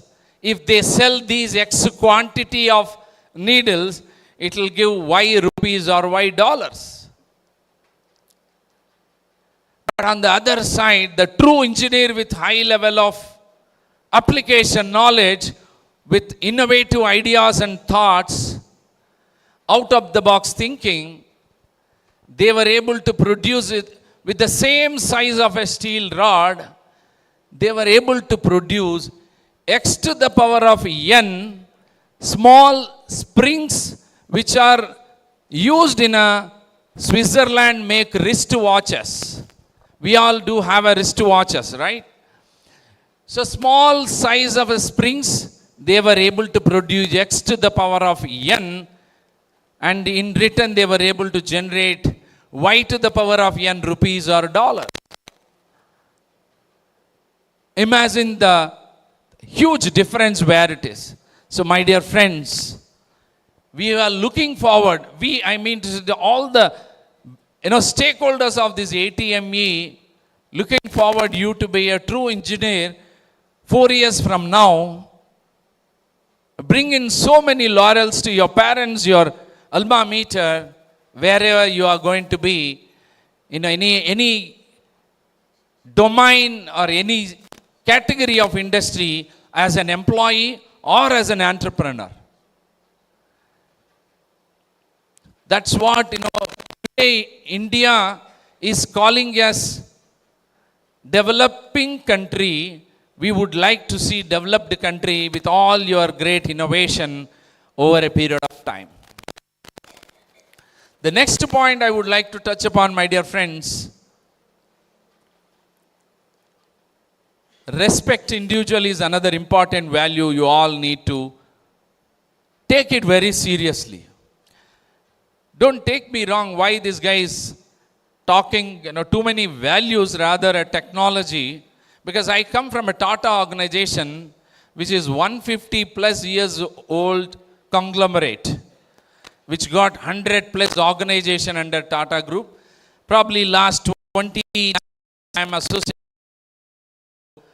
before my first job, after my master's. So the last 2.5 plus decades, in our DNA, we always look forward to giving back to the society. How best way we can give back to the society. In that, respect individual is one of the important value we strongly believe and very, very important, and we adhere and implement on a daily basis. You go and search in Google the values of Tata, there are so many. There are 5 or 6 values. In short form, LIREL. I will not talk about those, all of them at the moment. You can Google and get it little later. Why? Because respect individual is very important. Today, the Generation Z young students, many other times, they take it for granted, it's okay. It is my mother, my father, even if I don't wish, or my own close faculty. But believe me, my dear friends, not only the way you respect your parents and teachers, you try to practice every human being you are going to interact. Be it be a security guard who is opening the gate, or there will be a set of people whom you are going to interact in your laboratory. A set of people in mathematics or physics or chemistry laboratory, there are also great human beings. Start respecting them. It will help you over a period of time as a student, and that you can practice once you become an employee of any organization or maybe entrepreneur of your own startup over a period of time. Respect individual at any point of time. Something very, very important value, my dear friend. Being a Gen Z, why? Because I do observe at my house with my children. At times, they tend to dilute the respect individual, where I always emphasize, which is very, very important. That is one of our significant, unique quality, we being an Indian. When you go and work with any global customers, they should feel, wow. That's what we all know. Some of you either would have studied or maybe Vivekananda, how he has been treated. The first meeting when he went and gave in Chicago, not only the Indian origin people, so many white people, Americans applauded for so many number of minutes. That's the kind of history we carry. So we ensure that that legacy should cascade it to the next generation. From that mindset, I am trying to convey this important value. Another important value I want to touch upon is integrity. Because next 4 years down the line, you are going to be with high, colorful, coming out with great academic percentages, multiple job opportunities. Once the moment you start earning, maybe little more or much bigger than your parents, at times you may think to dilute your integrity. My dear friends, please make sure that at any point of time, high level of integrity is something very, very, very important. Not just preaching. We always look at how best we practice and then talk about to the others. So integrity is something very, very important. I'm sure many of you, not only after graduating engineering program in going to work in any of the IT industry or any other domain sector, you may go to some heights in government sector by giving, government sector exams, group ones and so on, probably into administration, right? But there you may get into lot of situations to dilute your integrity. My sincere appeal to be a unique and feel your parents and your alma mater proud that I am an alma mater or alumni of ATME. I never ever kind of proudness you can see in your parents and your key stakeholders. It is something inevitable and you cannot value that proudness. So make sure that this is another important value. Practice on a regular basis as a student from today and throughout your life. Very, very, very important. Now, from an industry perspective, as I was telling, any branch you belong to, they are looking forward how logical your thinking is going to be, how you are able to articulate the stories, what they are looking at along with your academic percentages. So make sure that your academic percentages are very important. At the same time, your professional or behavioral skills also equally important. In professional courses like engineering, you get an opportunity to showcase your other talents also, along with your academics. You involve yourself in any of the symposiums or tech fairs as a volunteer that helps you to interact with various category of people, through which you will learn so many things in terms of the behavior, communication, attitude. These are all very, very important. And even sports will help you maximum extent to be a good team player. Don't be always sit in the classroom or a library to learn, extract as much as possible. They are also equally important. Sports are cultural, extracurricular, along with involved in some of the activities. You may be a volunteer, but how I can able to spend my time as a volunteer to help this event go grand success. It can be a tech fest, a department fest, or college fest, or maybe sports events or any other. Very, very important. Along with, next 4 years are probably, for majority of the crowd, it is the last stage of your campus studies, I would say. Probably we are the culprits for that. Industry people, they are going regularly when they are in students are in 7th semester going and hiring in a big numbers, right? So 85% of undergrad students are placed by industries. Only 15% may go for a master's, or they may go for few other programs. So for 85% of the engineering graduate programs, this is the last cycle of your campus studies. So make sure that you enjoy every moment. This is going to be a last happy days cycle. I'm not saying that after your engineering lot of troubled days are going to be there. No, that is a little different world altogether. You will have a balanced life, definitely. But at the same time, these 4 years you will never able to come back, bring back, right? So make sure that, I'm sure many of you would have seen the movie Happy Days. So cherish every moment, good, bad. No, you try to help each other among your classmates, your college mates.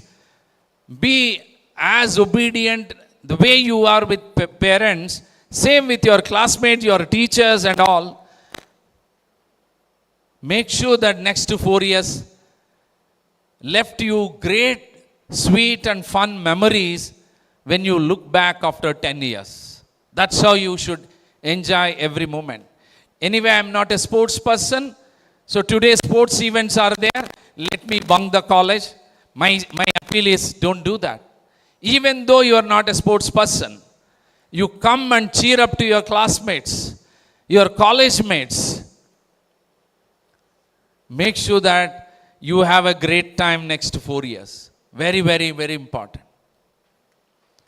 And before I wind up, my dear friends, as I told, important values and academics and professional skills with high level of application knowledge, at any point of time, not only as a student today, throughout your life. Another important point you need to keep in mind is something which you should never ever lose is your character. Once you lose that, nothing else will be there to lose. So make sure that be friendly. Don't give any troublesome situations to your parents or teachers to handle in whatever the circumstances. Right? Enjoy every moment. Never ever lose your character at any point of time throughout your life. Thank you very much, and I wish you all the best. Thank you.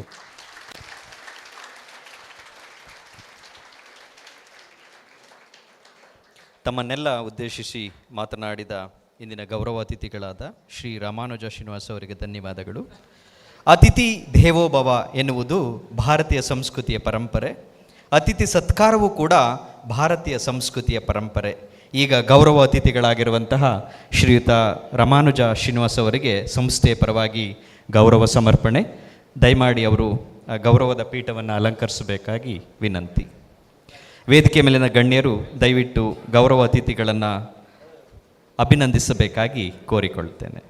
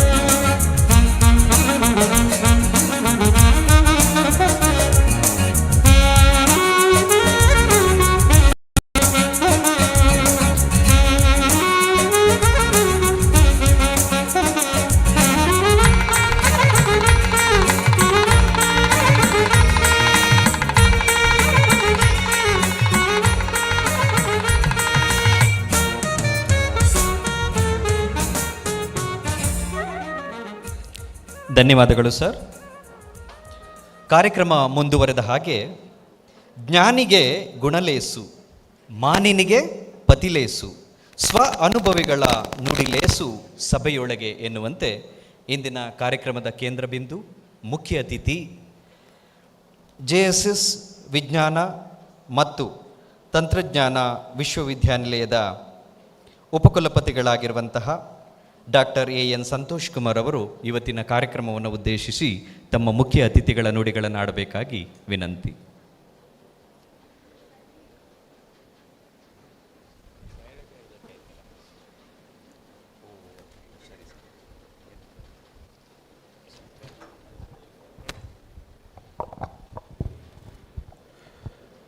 ಎಲ್ಲರಿಗೂ ನಮಸ್ಕಾರ. A very good morning to you all. President of today's orientation program, Dr. Syed Shakibur Rahman, former principal, SJC and governing council member of ATME CE Mysuru, and a very good friend of mine, been a colleague for more than 3 decades. So Dr. Syed Shakibur Rahman, patrons Shri K. Shiv Shankar, honorary secretary, ATME CE Mysuru, Shri R. Veeresh, honorary treasurer, ATME CE Mysuru, Dr. L. Basuraj, principal ATME Mysuru, Dr. Srinivasa K. convener ATME Mysuru, heads of various departments, staff, dear proud parents, and newly admitted young student friends, ladies and gentlemen. Before I start, I would like to extend a very warm greetings to everyone present here, especially the newly admitted students to the BE program as well as the BCA program, as well as people from the management and all the staff and students. Even at the cost of repetition, I would like to say that there is something unique about this particular institution which I have been seeing as an outsider. As very rightly said by the guest of honor, Mr. Ramanuja Srinivasan, this institution is unique because it has been started by professionals, teachers, and people who know a thing or two about education. That's what makes it special. Today we see left, right and center engineering colleges are being opened without having absolutely no idea what education is all about, what engineering education is all about. They are purely commercial, but here is an institution which knows what is the importance of education and why and what should be done to impart the right quality education here. So I think all the parents and the students should take note of this. You are at the right place. Coming to the education itself today, there is a lot of misconception in the society. There is a lot of misconception about education among parents, mostly among students, and sometimes I feel even among the young faculty members who join institutions. Most people think education is just acquiring degrees. A degree is just a piece of paper that will only take you to the first job. Beyond that, no. You come to my university, I will show you at least 100 to 150 students don't even come for the convocation. They don't even take their degree certificates. 6th and 7th semester, they're already placed. They start working. The companies where they are working, they are not asking for the degree certificate. They believe them. So on, it goes on. Only if they decide to go abroad or if they change jobs under the company they are going, as for the degree certificate, then they will call us and say, I passed out in 2017, can I get the degree certificate now? That means the degree certificate is simply a piece of paper which is important. Which means we have to understand what is the basic essence of this education itself, which is missing in the larger perspective as far as the students and parents are concerned. We have all come for engineering education or education in computer applications or whatever case may be. 3 or 4 years want to get a degree. Is that the objective? No.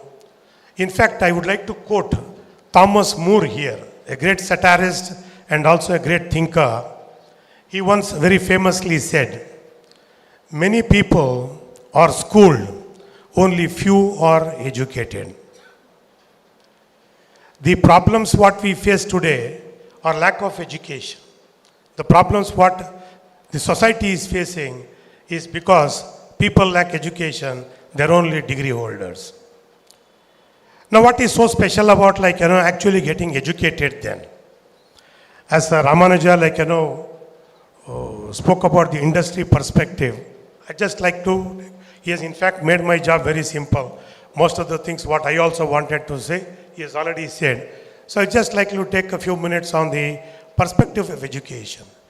Education is not meant to make money alone. Money is important. Our very existence depends on money. Money is important. But money cannot be the be all and end of all everything in life. Social changes, economical changes happen with money. But most importantly, what should happen with education is there should be a refinement in the behavior. Education is basically meant for refining one's education. How do you measure the behavior then? How do you measure? How do we measure the behavior? Behavior is basically measured through various attributes. Like the most important, the attitude of people today. My friend Ramanuja was also talking about some of the values. Today, your behavior is measured wherever you go in terms of what kind of attitude you have. Again, I would like to quote William James.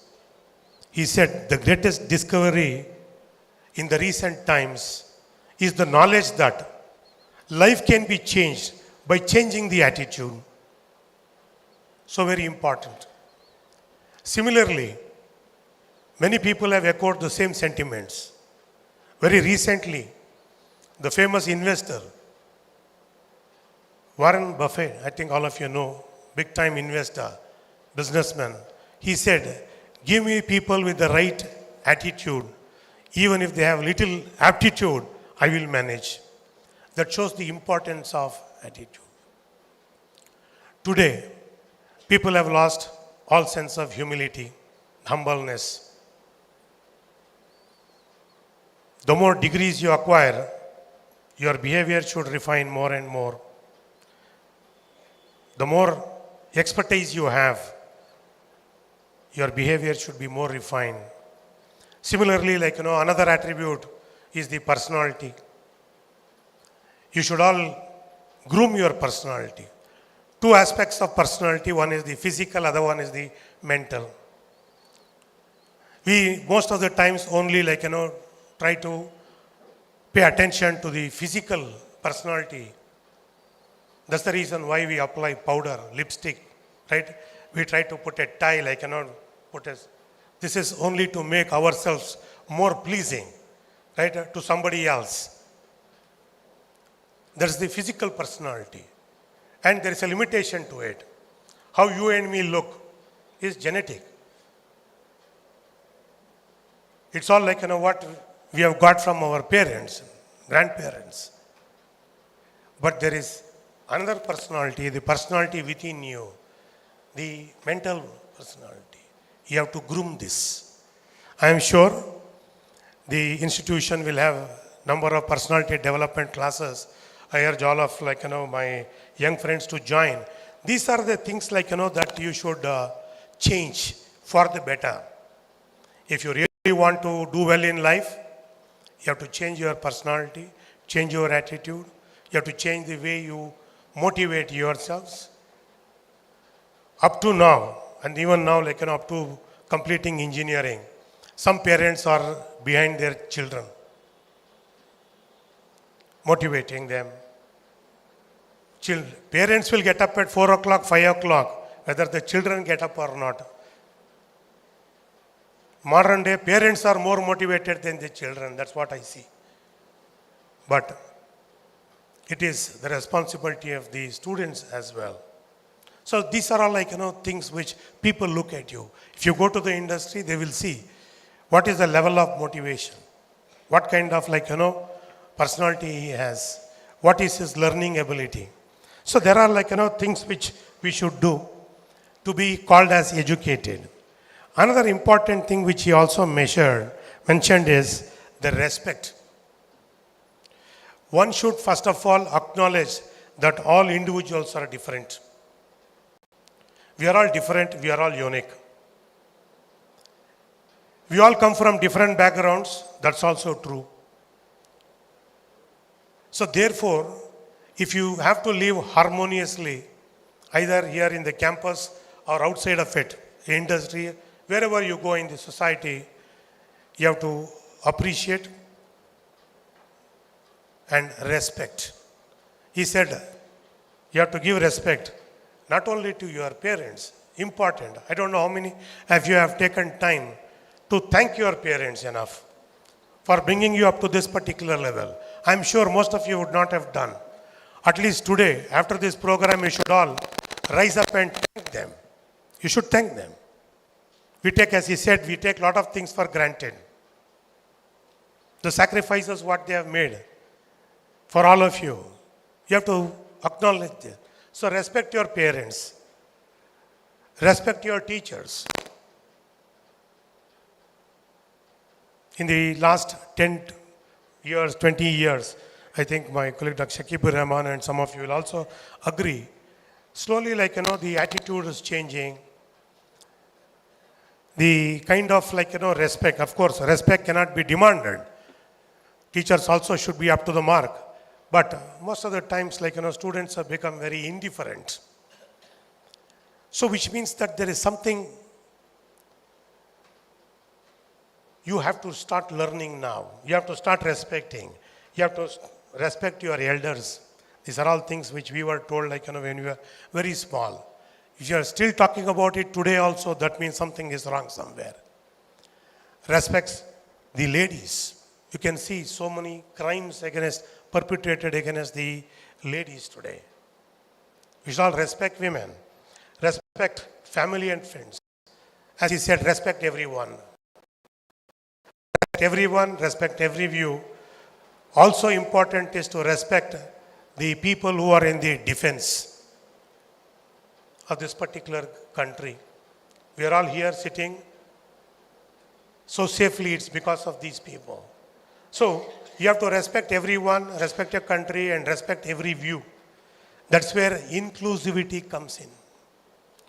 When you start looking at people as different, then problems will automatically crop up like what we see today. Now, that's how you can change, how education can change your perspective. Some of the challenges, what I see, which the modern the youngsters should be facing, is about providing clean air, clean water. What is very disturbing is, even after 75 years of independence, we are still talking about providing clean air, clean water. Very unfortunate, but it's a fact of life. People in Mysore, probably 15 days back, they were all shocked by a newspaper report which said, Mysore city also, the air is not very clean. We always, again, took it for granted. Mysore is very safe. Mysore has got clean air. Now, all these we have created. Nature is not that. We have made all these problems. But we are now going to face these problems. We have to address these problems. I think every day you see in the newspapers the quality of air, what people get in Delhi, Noida, and some of these places. I was in fact really surprised when a doctor from All India Institute of Medical Sciences, when he said, normally the lungs of a healthy individual, if they cut open and see, it is pink. But in Delhi, when he operated upon many patients, they've all become black. That means even some of the simple things are a challenge today. On top of that, still, we have not been able to come out of poverty, hunger, climate changes. There are energy issues. There are plenty of issues which we are facing, the environmental issues, etc. In the next 4 years, 3 or 4 years, you will definitely hear more about it and what to do about it. I think you should come out with solutions. In the couple of decades, especially in the last decade, we also see a lot of technological changes that is happening, which is quite normal. But what is so special about these changes? They're all happening very rapidly. My friend from the industry, will surely acknowledge this very rapidly. The first computer to the second computer, second generation computer, it took time for people to come out with the second generation. Second generation to third generation, it took time. But today, technology changes like a drop of a hat. Last year I was in the US, I bought an Apple iPhone 15. But today everywhere I read, Apple 16 is already released. In almost every field you see, there is a new technology that comes. So what do? We have to embrace it. This is putting a lot of pressure on some of the educators here, the management, the faculty members.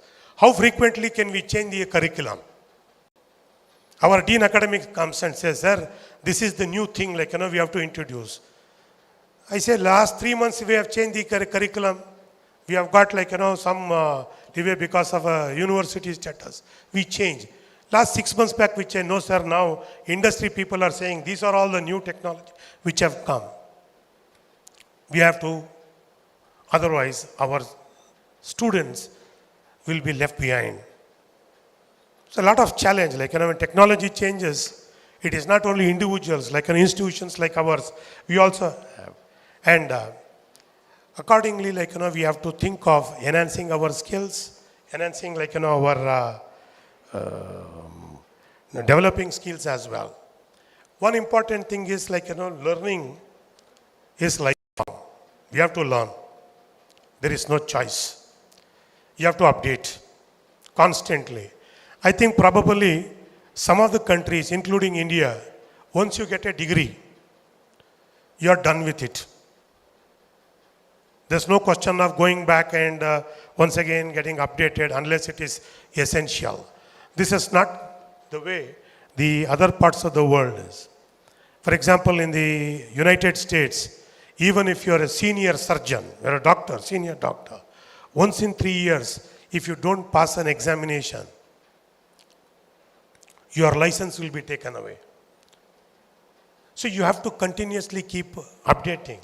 So apart from technological changes, there are a lot of economical changes that is also happening.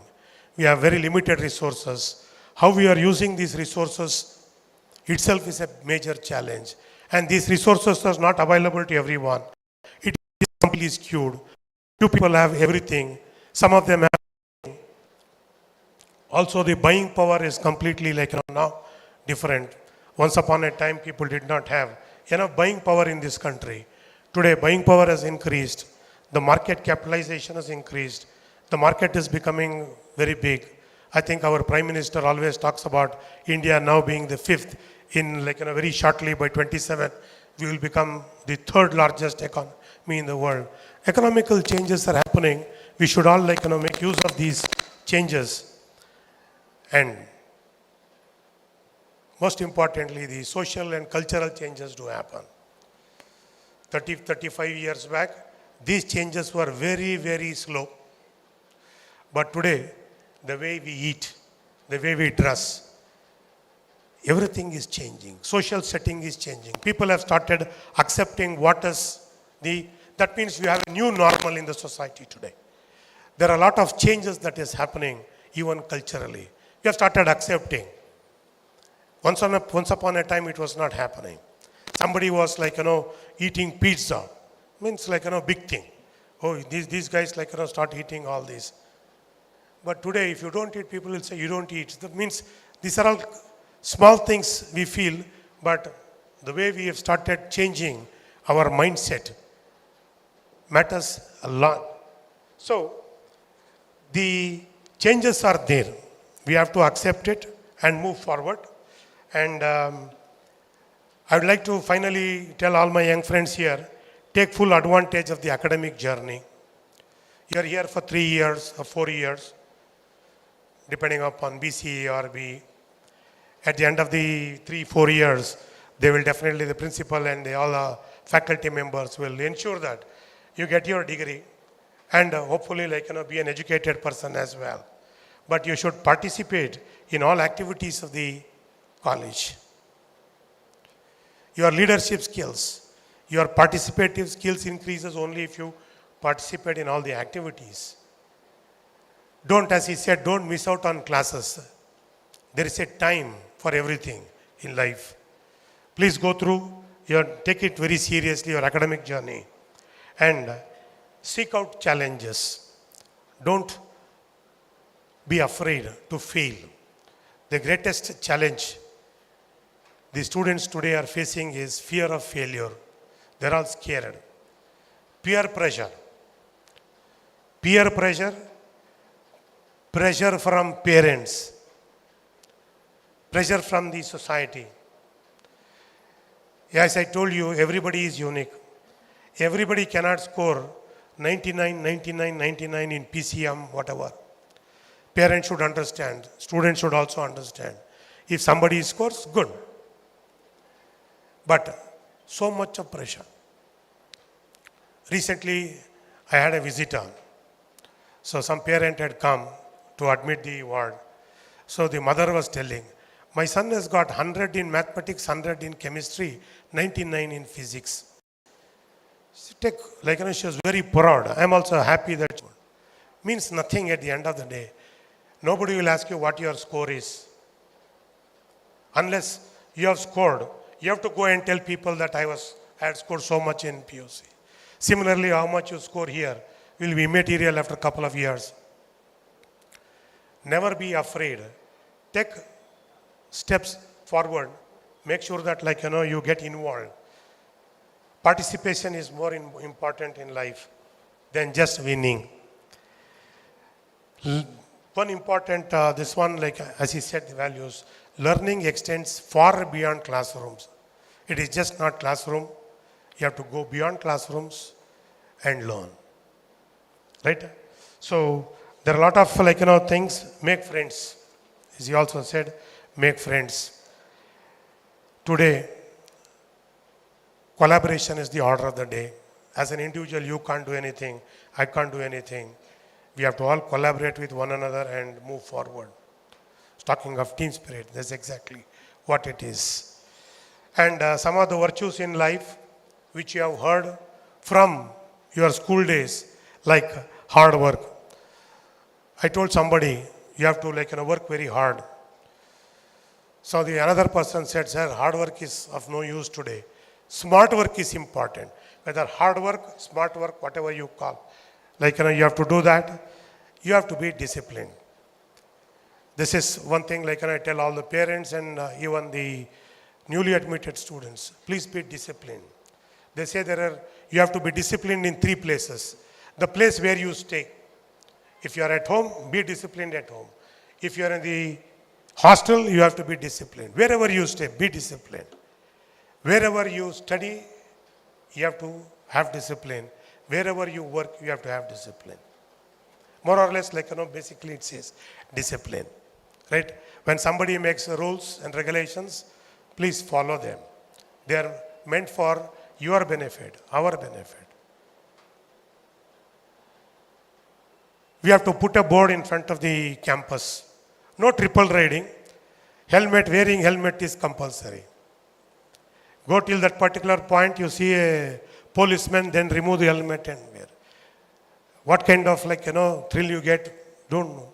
Of course, we have all done it over a period of time. But discipline is important. Dedication,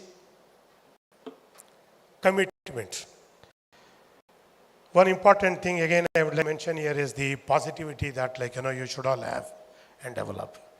See, a lot of students have somehow got this negativity going with them. Why this negativity even creeps in, we don't know. If you are confident enough, all this negativity should not even if you have the right frame of mind, negativity will never come.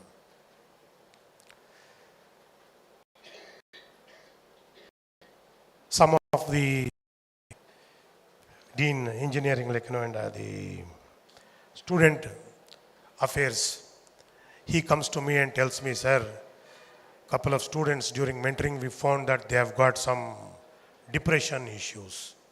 They have got some psychological problems. I said, 18 years, 19 years, what kind of depression?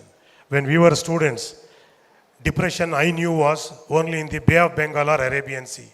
I never knew what depression was only. But today, 18-year-old, forget about 18-year-old, even 10-year-old, they say they have got depression. I don't know what it is. All this negativity you should remove. Right? Today we are forced to have a psychological counselor, a doctor on campus. Of course, UJC mandates, so we have one. But at this young age, what is this depression and all that? Parents should also continuously monitor that. And mostly, there should not be any focus at this stage. You should have focus. Naturally, at this age, distractions are quite normal. Please don't get distracted. You should know why you have come here, for what purpose we have come here. Do that and go out. Easy to get distracted. As he said, make the right kind of friends. You should. And finally, to the parents, please keep a watch on your children. Don't leave it to Dr. Basaraj and all the faculty members here to take care of the children. I say the same even to the students who are admitted in my institution as well. There's a greater responsibility on the parents. Here, take good care of them, create good facilities. All this is possible. We have a mentoring system. I'm sure we all have a mentoring system. But beyond the office, college hours, what do they do? Where do they go? Whom are they meeting with? We are not trying to tell you to control your children, only trying to see what they are doing. As I said, this is the age where naturally distractions can take place. Talking of this controlling, I suddenly am reminded of a small story, old story. I think some of the parents should, if they have not heard of the story, they should. There was a circus running in a city. Very it had a number of animals like lions, tigers and elephants and so on. Somebody went to the court and said, this is cruelty to animals. Court said, close down the circus and release all these wild animals to the forest. He had no choice, but with a heavy heart, the owner of the circus took them all and released them in the forest. After a week, he wanted to see how they are doing in the forest. He went there, he was surprised. Some of the lions were dead. They have all been eaten by the wild dogs. Parents should not make the wards. Students should not become like lions in the circus. They should be out to face the world very boldly. Most of them, I'm very sure, will not even know the price of milk, vegetables. They don't have gone even once to the marketplace to buy anything. 4 years, again parents will see that every bit of their requirement is met. Suddenly they go to the industry, they go to Bangalore, Mumbai, Pune. they feel like fish out of water. That's when the problems will start. So please keep a track of all this. And finally, dear young friends, enjoy your time at the college. As he said, 3 or 4 years, you will not get the golden period, as they say. I'll wind up with a small story with the permission of the president. I've taken sufficient time. There was a very learned professor, highly scholarly. He suddenly got into something which he could not find a solution. He kept asking everyone. Everybody said, you yourself are a great professor, you're a great scholar, you should find the solution for it, even we don't know. So he became a little desperate to find the solution for it. He could not. Somebody suggested, why don't you go and meet the Zen master, the high priest of the Japanese, the Zen master. So they finally, he asked his secretary, call the Zen master and take an appointment. Secretary said, there's no appointment. Okay, try tomorrow. So 3 days, 5 days, 10 days, 1 month. He said, the secretary said, no appointment. Then he got completely he said, something is wrong. Is he so busy? I will only call. He picked up the phone and called the Zen master. Zen master picked up the phone and answered. He said, what do you want? I have a problem. I am looking for a solution. And I want an appointment with you. I want solution for my problem. So the Zen master said, come on this date at 3 p.m. I'll be waiting for you. He said, thank you, and kept the phone. On that day, he came at sharp 2:45 to meet the Zen master. He was waiting outside. He told the secretary of the Zen master, tell the Zen master that I am here. She said, yes, I will. 3 o'clock, Zen master did not call him. 3:30, 4 o'clock, he was getting agitated. 4 o'clock, 4:30, 5 o'clock, he called the secretary and said, does he not have the practice of honoring the commitment? He gave me the time 3 o'clock, it's already 5 o'clock. I am also equally busy. Please go and tell him that I am here. At 6 o'clock, finally, the Zen master came with a smiling face.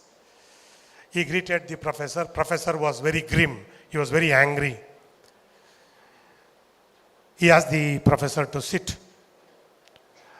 Professor immediately started to tell out his problem, to read out all his problems and branch. Zen master said, first have a cup of tea. This professor did not know what to say. No, I've had tea and all that, it is fine. I want the solution for my problem. Zen master said, please have a cup of tea, we can discuss this. 2-3 times Zen master insisted that the professor should have a cup of tea. Then the professor thought, this man, something is wrong with him. I don't know why he is called a master. He has no seriousness at all. I am waiting from 3 hours. He is now asking me to have a cup of tea. He said, okay, offer me the tea. The Zen master himself took the teapot, started pouring the tea. So the professor was watching what he is doing. He kept pouring. When the cup was almost 3/4, professor put his hand and said, enough, thank you. Zen master, behaved as if he did not even hear him. He kept pouring the tea. He was very bewildered. Professor, what is he doing? It's going to overflow now. The professor was observing. Zen master kept pouring the tea. It started overflowing and it came onto the floor. Then the professor thought, something is seriously wrong with this, Zen master. He's so crazy, he's wasting tea, making this entire place dirty. Then he said, Zen master, what are you doing? Please stop. See, it is going up to that part. Zen master pouring the tea. This is the story. What is the meaning of this particular story? First thing is, if you want to do anything, if you want something, you have to do it, not your secretaries. That's the first lesson in this story. Second lesson is, never be impatient.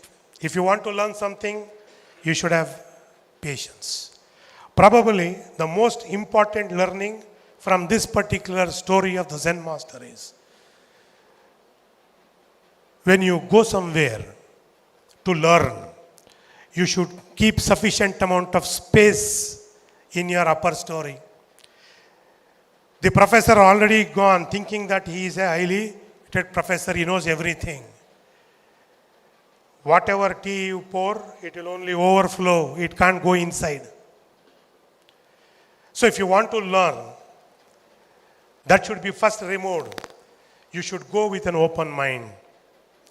Have sufficient amount of space to absorb what is given by your teacher.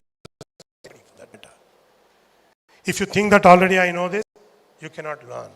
These are the three important lessons from the Zen story, and I wish all the new entrants a most fun-filled learning experience in your journey here. Best wishes to you all. Thank you for the time. And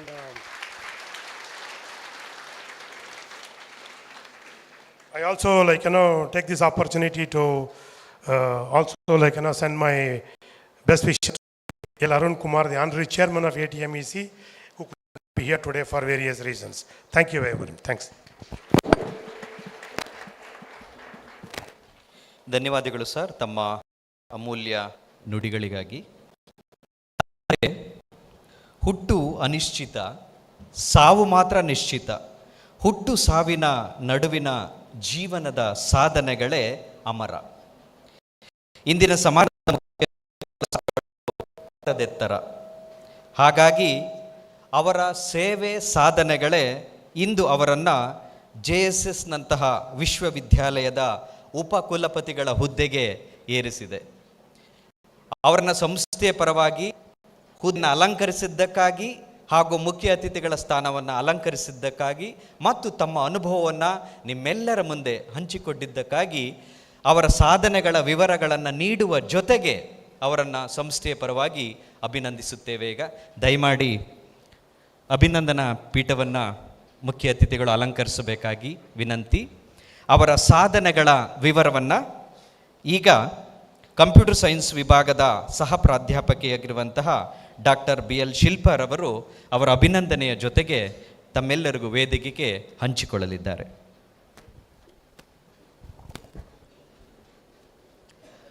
Good noon, everyone. With great pleasure, I introduce our today's chief guest, Dr. A.N. Santosh Kumar. Dr. A.N. Santosh Kumar, the Vice Chancellor of JSS Science and Technology University, Mysore, possesses more than 37 years of comprehensive experience in teaching, research, consultancy, and administration. Born in Mysore, his initial schooling was at Mahajanas High School and Mahajana College. His educational journey includes a bachelor's degree in mechanical engineering and a master's in engineering management from the University of Mysore. He pursued his M.Tech in industrial management from the IIT Madras and obtained his doctoral degree from University of Mysore. He worked as professor of mechanical engineering at JSAE before being appointed as the Vice Chancellor of the JSS Science and Technology University. Throughout his academic journey, Dr. Santosh Kumar has been an excellent teacher and has authored more than 100 research articles published across a range of esteemed peer-reviewed international and national journals and reputed conferences. He has successfully guided many research scholars towards their doctoral programs.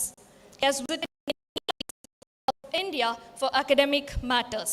His contributions extend to completing various sponsors by the Government of Karnataka. Additionally, he has organized multiple training programs tailored for professional engineers. He has delivered expert lectures on capacity building initiatives at numerous government and non-governmental organizations. Dr. Santosh Kumar maintains active membership in prestigious organizations such as the Indian Society of Technical Education and the Institute of Engineers, India, where he holds the status of a fellow member, among others. We are delighted to have you join us as our chief guest, sir. Your distinguished presence graces our occasion. Thank you. ಮುಖ್ಯ ಅತಿಥಿಗಳ ಸಾಧನೆಯ ವಿವರಗಳನ್ನು ವೇದಿಕೆಗೆ ಹಂಚಿಕೊಂಡಂತಹ B L ಶಿಲ್ಪ ಅವರಿಗೆ ಧನ್ಯವಾದಗಳು, ಹಾಗೂ ನಮ್ಮ ಗೌರವವನ್ನು ಸ್ವೀಕರಿಸಿದಂತಹ doctor A N Santhosh Kumar ಅವರಿಗೂ ಕೂಡ ಅನಂತ ಧನ್ಯವಾದಗಳು. ಈಗ ಕಾರ್ಯಕ್ರಮದ ಅಂತಿಮ ಹಂತಕ್ಕೆ ಬಂದಿದ್ದೇವೆ. ಸಮಾರಂಭದ ಕೇಂದ್ರ ಬಿಂದು, ಇಂದಿನ ಸಮಾರಂಭದ ಅಧ್ಯಕ್ಷತೆಯನ್ನು ವಹಿಸಿ ಸಮಾರಂಭ ಅತ್ಯಂತ ಯಶಸ್ವಿಯಾಗಿ ನಡೆಯಲು ಅನುವು ಮಾಡಿಕೊಟ್ಟಂತಹ SJC ಕಾಲೇಜಿನ ನಿವೃತ್ತ ಪ್ರಾಂಶುಪಾಲರು ಹಾಗೂ ನಮ್ಮ ATME ಆಡಳಿತ ಮಂಡಳಿಯ ಸದಸ್ಯರು ಆಗಿರುವಂತಹ ಸೈಯದ್ ಶಕೀಬುರ್ ರೆಹಮಾನ್ ಸರ್ ಅವರು ತಮ್ಮ ಅಧ್ಯಕ್ಷೀಯ ಸ್ಥಾನದಿಂದ ತಮ್ಮ ಮಾತುಗಳನ್ನು ಆಡಬೇಕಾಗಿ ವಿನಂತಿ.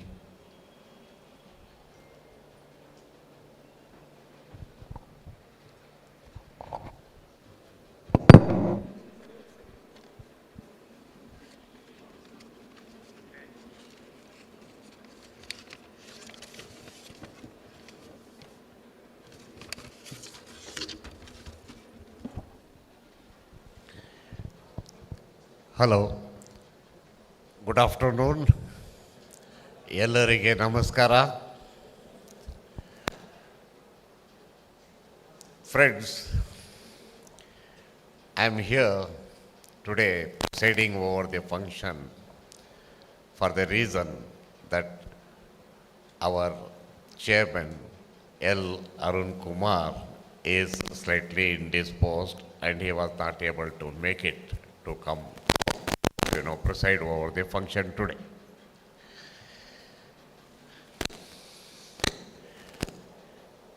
Chief guest of this morning program, Dr. A.N. Santosh Kumar, my good friend,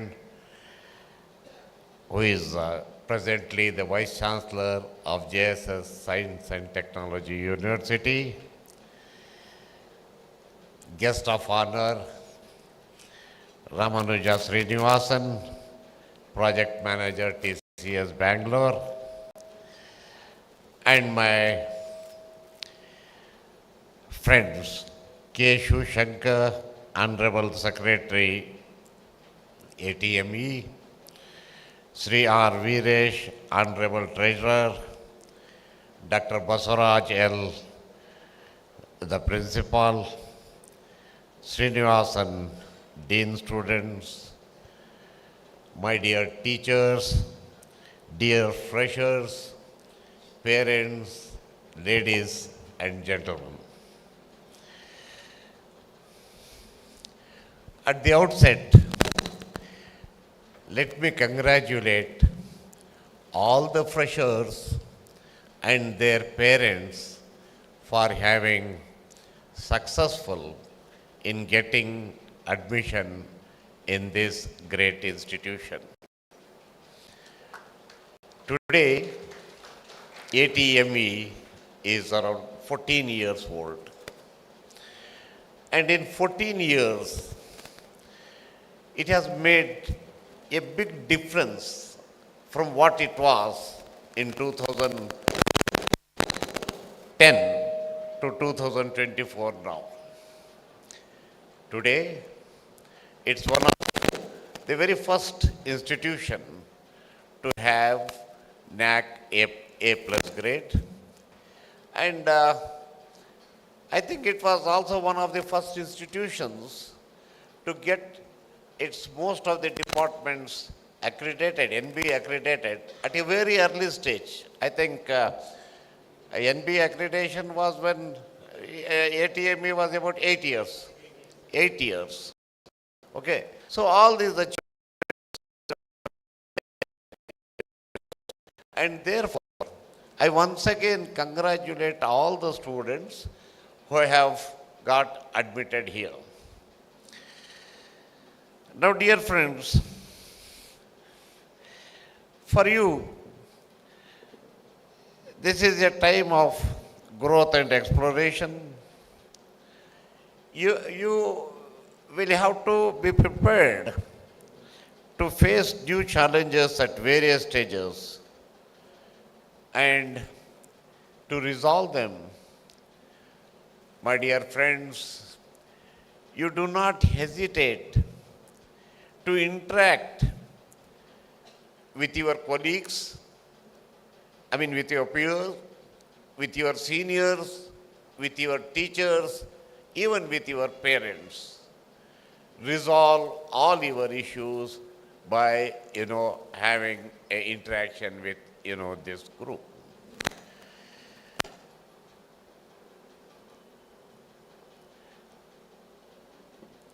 Treat teachers as your guardians.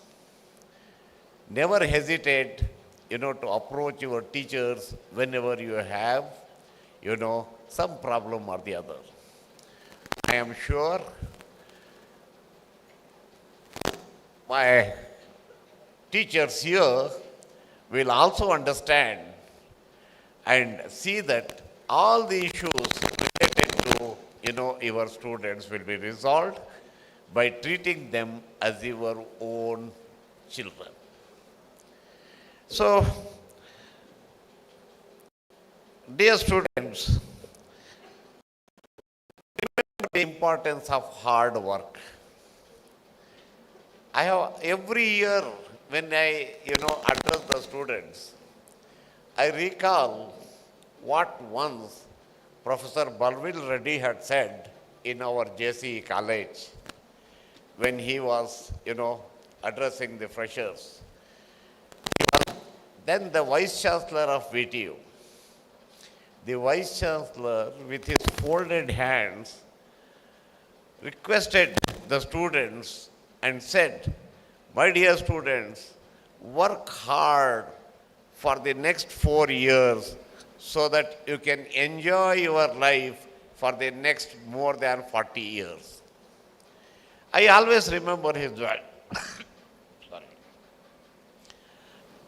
And I advise the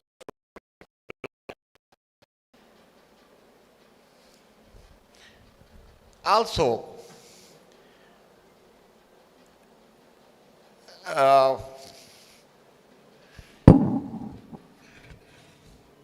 Mr. Ramanuja Srinivasan was referring to the selection of your branches. Some of you have got the subjects of your choice, and some of you are not in the branches of your choice. But it really does not matter at all. Sometimes it may so happen that the persons who are in the branches of not their choice may be more successful after a period of 4 years. We do not know our destiny. We really do not know our destiny as what will happen, after 4 years. See, today, I tell you my own personal experience. When I was doing my BE, it was a 5 years course, and we used to, we branched out in the 3rd year. Our friend is here, who was my contemporary, or you are junior, much junior. Yeah. 5 years course, and we used to branch out in 3rd year. In JCE, when I joined, in the brochure, it was mentioned that JCE offers courses in mechanical engineering, electrical engineering, and civil engineering. Okay. But when I came to the 3rd year, they had removed civil engineering from their curriculum. They were not offering civil engineering because there were no takers, as there was no demand for civil engineers. But we were about 8-10 students under the leadership of my teacher, Professor Srichand. We went and met the then principal of the college, and we said, sir, your brochure said, three branches are offered, civil, mechanical, and electrical. Now you are saying that civil is closed. But we want to.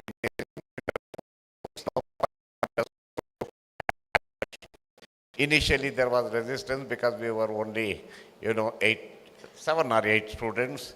Then Srichand, went from section to section, and he somehow managed to get about 12 students.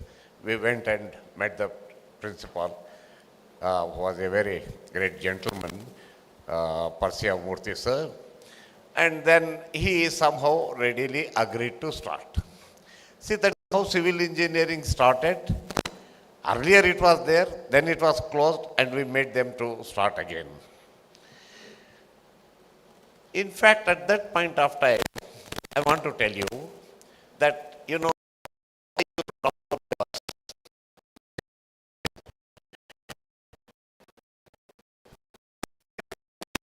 I used to be in the bus stand waiting for the bus. Some of the persons around used to ask, oh, you are doing your engineering here? Yes.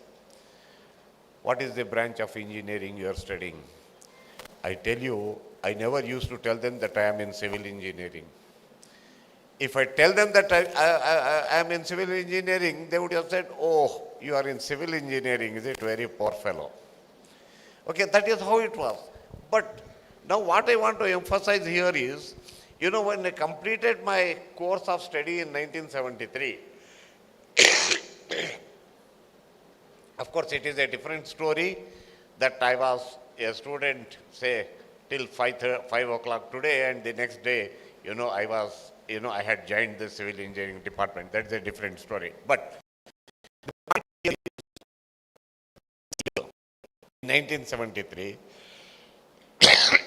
sorry, PWD, which had not appointed any engineers for a period of 6 to 8 years, okay, advertised for 600 number of posts of assistant engineers in PWD. Imagine, at that, during those years, I think there were only about 8 colleges or so in the entire Karnataka offering civil engineering. Okay, there were no students in civil engineering. Therefore, there was no output of civil engineers. So there was total scarcity of civil engineers then. Okay, they advertised for 600, and finally they could not get 600 engineers to appoint. Okay, and then after some time, after a few months, the same year, Karnataka Power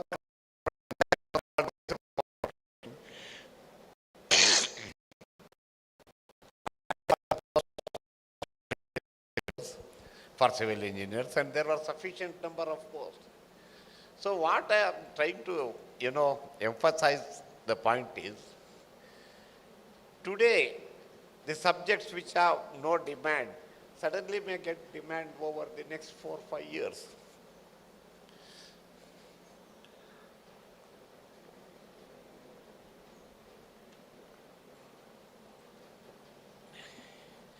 Today we are finding the same situation in branches like mechanical engineering, civil engineering, etc. We have demand only for computer science and allied branches. It's okay, nothing wrong. But because you have not been successful in getting either computer science or allied branches, you don't have to lose your heart. You put your best effort in studying whatever subject you have today and come out successfully with flying colors, you will have a wonderful future. My friends, Another one advice which I want to give. I think, our Dean Academic will elaborate more, later.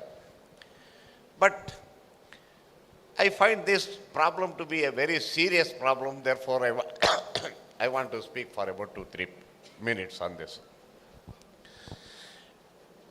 See, you all know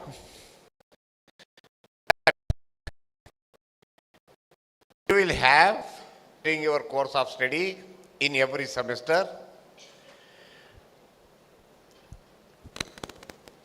continuous internal evaluation and semester end examination. I want my students here to listen to me very carefully.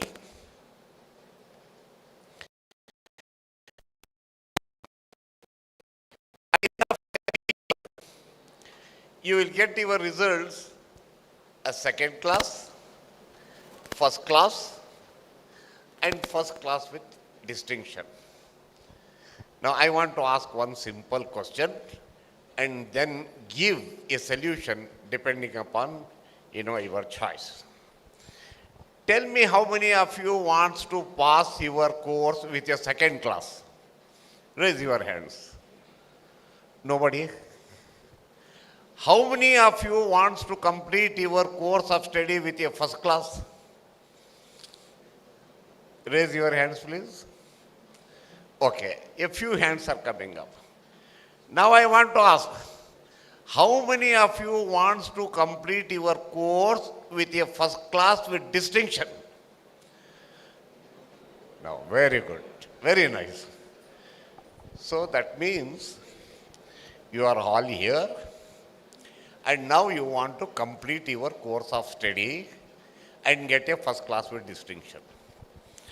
My dear friends, though there was nobody, wanting to pass with a second class, very few were there with first class, and most of you want to get a first class with distinction. I tell you very frankly, and I am 100% true in this analysis, that is, to get a first class with distinction is very, very easy, and it is very difficult if you want to get a second class. Now I will tell you, I am not joking. You have to only follow what I am going to tell you now. See, in our present scheme,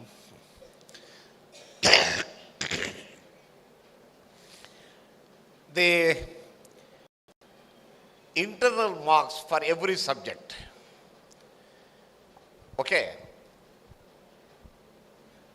is 50%, that is 50 marks.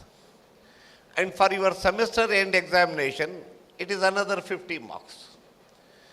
All right? Now, to get a distinction, you should get 70 marks on an average in every subject, say. Okay? Now,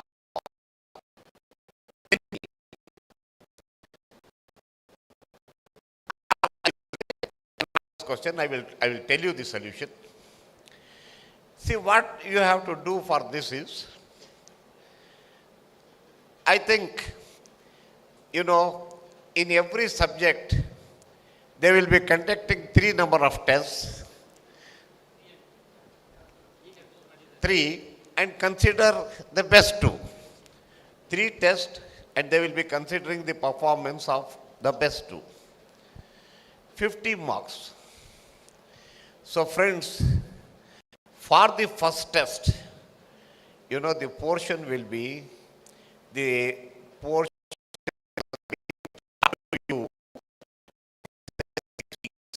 which will not be more than 25% of the total, syllabus. 25%. Okay? Is it difficult for you to attend the test with that small portion and get about 80, 85, 90% of the marks? It is not a difficult job at all. For you to get this, what is expected from you is please be regular to the classes. Be regular to the classes and study the subject day to day. Let me tell you, studying engineering, see, you have all put your best efforts in the last 2 years during your PUC. I see even today, when I am going to my prayer at 5:15 or 5:30 in the morning, I see parents taking their children, to drop them to tuition classes or whatever. 5:30, 5:15 they start. I do not know during evening or late evening, up to what time they will be studying. But the point is, this is the time you should put your best efforts. The effort required here for you to pass with a first class with distinction compared to the effort you have put in your 2 years of PUC need not have to be even 50-60%. That means you put your 50-60% of the effort which you have put in your first year and second year PUC to get a distinction here. It will be so easy. Only thing you should not do is miss your classes. I told you, it's very easy to get a distinction, because to get a distinction you have to be sitting all the time in the class attentively and listening to your teachers. Not to get a distinction, that means you will have to, teachers, go out of the campus in the hot sun, sit in some, small hotel there, spend your time and absent from your classes. Only then you will miss your distinction. So friends, listen to me today. Take this as my sincere advice. Okay? Please be attentive. Do well in all the 3 tests. Do not absent, from any of the tests. Because, our experience is we find that there are 3 tests and finally, the best of 2 will be taken. So let me absent for the first test. No, you should not do that. You should attend all the 3 tests. Okay? So if you get, listen here, the mantra for getting, distinction. Supposing in your internal assessment, 45 marks, 44, 40, or even 40 marks for that matter. Okay? And an average. Then in the semester end examination, what is the marks you have to score to get a distinction? Only 60%, that is 30 marks. Okay? And how do you get this 30 marks? This 30 marks, I will tell you, to get is a child's play, because you have put your all efforts during, the internal assessment test, and, you have become master of the subject. You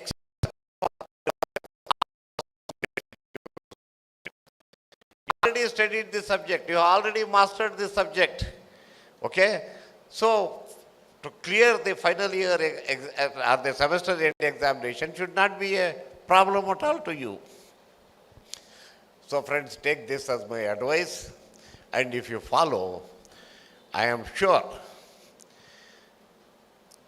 it will be so easy for you to come out with a distinction. Our guest Ramanujam also was telling that get very good marks. And our chief guest also was emphasizing on, how academically you should be good. So friends, let me not take more time. It's already only one point I will emphasize. Do not, get upset because you are not in the branch you wanted to be. You are in a branch of not your choice. There is nothing like that. Okay? It may so happen that, see, I will tell you one more thing. With these top class branches, your ranking also should be more or less, on par, so that you have a equal competition. Okay? Otherwise, it will be very difficult to compete with students with a higher, ranking for a student which has a poor rank.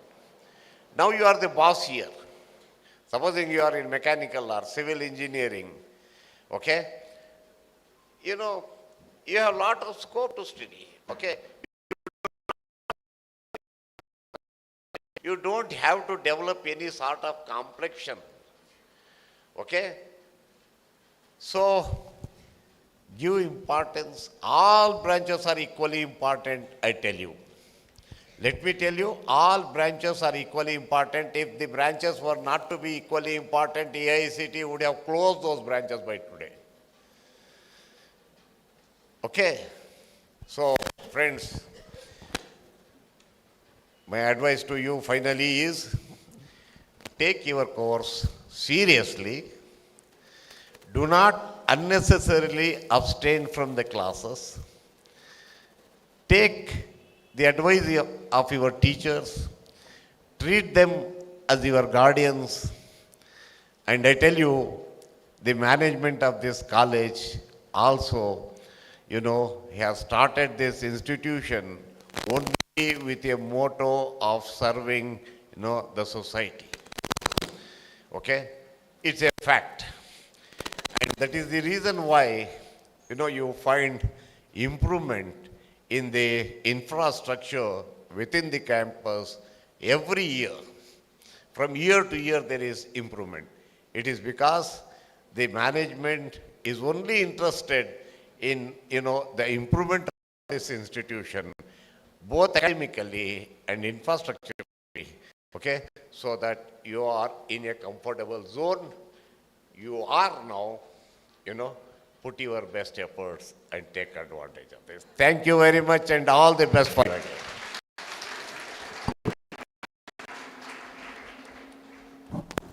ಧನ್ಯವಾದಗಳು sir, ತಮ್ಮ ಅಧ್ಯಕ್ಷೀಯ ಸ್ಥಾನದಿಂದ ತಮ್ಮ ಅನುಭವಗಳನ್ನು ಹಂಚಿಕೊಂಡಿದ್ದಕ್ಕಾಗಿ. ಈಗ ಕಾರ್ಯಕ್ರಮದ ಅಂತಿಮ ಅಕಲಕ್ಕೂ ಸಕಲಕ್ಕೂ ಆರಂಭವಿದ್ದಂತೆ ಅಂತಿಮವೂ ಇದೆ. ಈಗ ಈ ಕಾರ್ಯಕ್ರಮಕ್ಕೆ ತಾತ್ಕಾಲಿಕ ವಿರಾಮವನ್ನು ಕೊಡ್ತಾ ಇದ್ದಾರೆ ವಂದನಾರ್ಪಣೆಯ ಮೂಲಕ dean student affairs doctor Srinivasa K ಅವರು.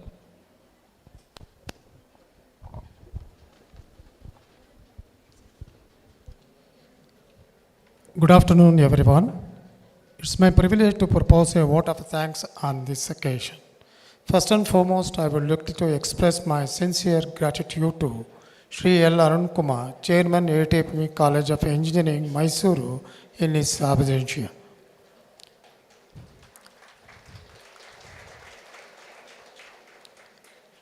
I would like to thank Dr. Syed Shakibur Rahman, former Principal of SGC Mysuru and former Executive Council member of VTU Belagavi for presiding over the program. Thank you, sir.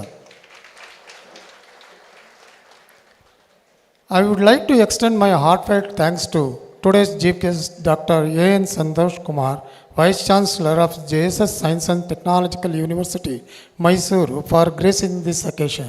Thank you, sir.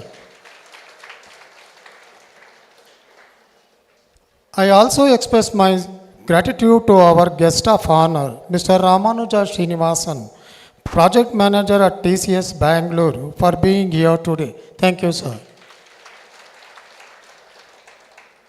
I would like to extend my gratitude to Sri K. Shivshankar, Secretary of ATME College of Engineering, for grace in this occasion. Thank you, sir.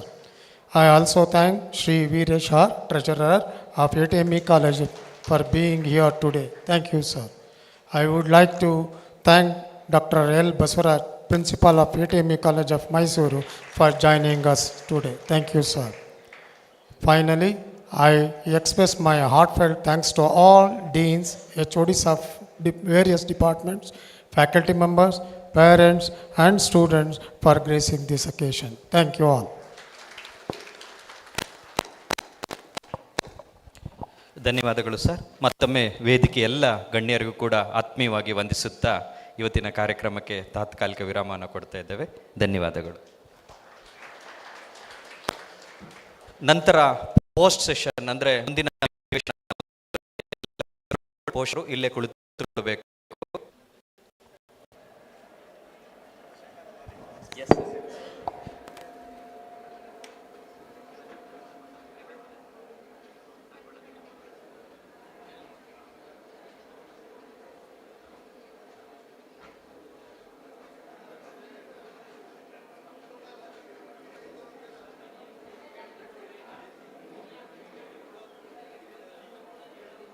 ಇವರೊಂದಿಗೆ ಎಲ್ಲ ವಿಭಾಗಗಳ ಮುಖ್ಯಸ್ಥರುಗಳನ್ನು ಕೂಡ ಆಹ್ವಾನಿಸುವ ಸಂದರ್ಭ computer science ವಿಭಾಗದ doctor CS Puttegowda ಅವರು ವೇದಿಕೆಗೆ ಆಗಮಿಸಬೇಕು. ಹಾಗೆ electrical ವಿಭಾಗದ ಮುಖ್ಯಸ್ಥರಾಗಿರುವಂತಹ ಡಾಕ್ಟರ್ ಪಾರ್ಥಸಾರಥಿ ಸರ್ ಅವರು ಕೂಡ ವೇದಿಕೆಗೆ ಆಗಮಿಸಬೇಕು. ಹಾಗೆಯೇ ಸಿವಿಲ್ ವಿಭಾಗದ ಮುಖ್ಯಸ್ಥರಾಗಿರುವ ಪ್ರೊಫೆಸರ್ ಮನು ವಿಜಯ್ ಅವರು ಕೂಡ ವೇದಿಕೆಗೆ ಆಗಮಿಸಬೇಕು. ಹಾಗೆಯೇ ಮೆಕ್ಯಾನಿಕಲ್ ವಿಭಾಗದ ಮುಖ್ಯಸ್ಥರಾಗಿರುವ ಡಾಕ್ಟರ್ ಚೇತನ್ ಅವರು ಕೂಡ ವೇದಿಕೆಗೆ ಆಗಮಿಸಬೇಕು. ಕಂಪ್ಯೂಟರ್ ಸೈನ್ಸ್ ಆ್ಯಂಡ್ AIML ವಿಭಾಗದ ಮುಖ್ಯಸ್ಥರಾಗಿರುವಂತಹ ಡಾಕ್ಟರ್ ಅನಿಲ್ ಕುಮಾರ್ CJ ಅವರು ಕೂಡ ವೇದಿಕೆಗೆ ಬರಬೇಕು. ಹಾಗೆಯೇ ಡೇಟಾ ಸೈನ್ಸ್ ವಿಭಾಗದ ಮುಖ್ಯಸ್ಥೆಯಾಗಿರುವಂತಹ ಡಾಕ್ಟರ್ ಅನಿತಾ BD ಅವರು ಕೂಡ ವೇದಿಕೆಗೆ ಆಗಮಿಸಬೇಕಾಗಿ ವಿನಂತಿ. ಹಾಗೆಯೇ ಕಂಪ್ಯೂಟರ್ ಸೈನ್ಸ್ ಆ್ಯಂಡ್ ಡಿಸೈನ್ ಮತ್ತು ಸೈಬರ್ ಸೆಕ್ಯುರಿಟಿ ವಿಭಾಗದ ಮುಖ್ಯಸ್ಥರಾಗಿರುವ ಡಾಕ್ಟರ್ ನಸ್ರೀನ್ ಫಾತಿಮಾ ಅವರು ಕೂಡ ವೇದಿಕೆಗೆ ಆಗಮಿಸಬೇಕು. MCA ಹಾಗೂ BCA ವಿಭಾಗದ ಮುಖ್ಯಸ್ಥೆಯಾಗಿರುವಂಥ ಡಾಕ್ಟರ್ ಪವಿತ್ರ ಅವರು ಕೂಡ ವೇದಿಕೆಗೆ ಆಗಮಿಸಬೇಕಾಗಿ ವಿನಂತಿ. ಉದ್ಯೋಗ ಮತ್ತು ತರಬೇತಿ ವಿಭಾಗದ ಮುಖ್ಯಸ್ಥರಾಗಿರುವಂತಹ ಶ್ರೀಮತಿ ಲಕ್ಷ್ಮೀಶ್ರೀ ಅವರು ಕೂಡ ವೇದಿಕೆಗೆ ಬರಬೇಕು.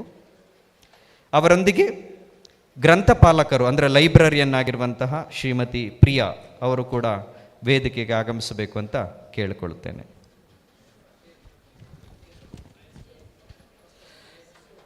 ಹಾಗೆಯೇ ಬೇಸಿಕ್ ಸೈನ್ಸ್ ವಿಭಾಗದ ಮುಖ್ಯಸ್ಥರಾಗಿರುವಂತಹ ಭೌತಶಾಸ್ತ್ರ ವಿಭಾಗದ ಮುಖ್ಯಸ್ಥರಾಗಿರುವಂತಹ ಡಾಕ್ಟರ್ ಮಹೇಶ್ ಲೋಹಿತ್ ಅವರು ವೇದಿಕೆಗೆ ಬರಬೇಕು. ಸರ್ ಮೂವರನ್ನು. ಹಾಗೆಯೇ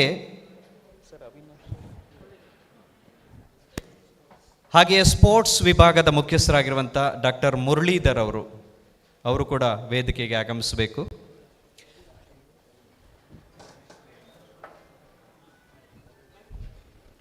ಕೆಮಿಸ್ಟ್ರಿ ವಿಭಾಗದ ಮುಖ್ಯಸ್ಥರಾಗಿರುವಂತಹ ಡಾಕ್ಟರ್ ಅವಿನಾಶ್ ಕೆ ಅವರು ಕೂಡ ವೇದಿಕೆಗೆ ಬರಬೇಕು. ಹಾಗೆಯೇ ಮ್ಯಾಥಮೆಟಿಕ್ಸ್ ವಿಭಾಗದ ಮುಖ್ಯಸ್ಥರಾಗಿರುವ ಪ್ರೊಫೆಸರ್ ಸುಧಾಕರ್ ಅವರು ವೇದಿಕೆಗೆ ಆಗಮಿಸಬೇಕಾಗಿ ವಿನಂತಿ. ಈಗ ಕಾರ್ಯಕ್ರಮ ಮುಂದುವರೆದ ಹಾಗೆ ತಮಗೆಲ್ಲರೂ ಕೂಡ ಮೊದಲೇ ಹೇಳಿದೆ, VTU ರೂಲ್ಸ್ ಆ್ಯಂಡ್ ರೆಗ್ಯುಲೇಷನ್ಸ್ ಬಗ್ಗೆ, ಕಾಲೇಜಿನ ಕೆಲವೊಂದು ನಿಯಮಾವಳಿಗಳ ಬಗ್ಗೆ, ಪರೀಕ್ಷೆಗಳ ಬಗ್ಗೆ, ಅಂಕಗಳ ಬಗ್ಗೆ ತಮ್ಮೆಲ್ಲರಿಗೂ ಮಾಹಿತಿಯನ್ನು ನೀಡ್ತಾರೆ. 34 ವರ್ಷಗಳ ಸುದೀರ್ಘವಾದ ಅನುಭವವನ್ನು ಈ ಶೈಕ್ಷಣಿಕ ಕ್ಷೇತ್ರದಲ್ಲಿ ಹೊಂದಿ ಹಲವು ಎಂಜಿನಿಯರಿಂಗ್ ಕಾಲೇಜುಗಳಲ್ಲಿ ಪ್ರಾಂಶುಪಾಲರಾಗಿ ಸೇವೆ ಸಲ್ಲಿಸಿ ಅಪಾರ ಅನುಭವವನ್ನು ಹೊಂದಿರುವಂಥವರು. VTUನ ಅಕಾಡೆಮಿಕ್ ಸೆನೆಟ್ ಮೆಂಬರ್ ಆಗಿ ಹಾಲಿ ಸೇವೆಯನ್ನು ಸಲ್ಲಿಸ್ತಿರುವಂಥವರು. ಹಾಗೆಯೇ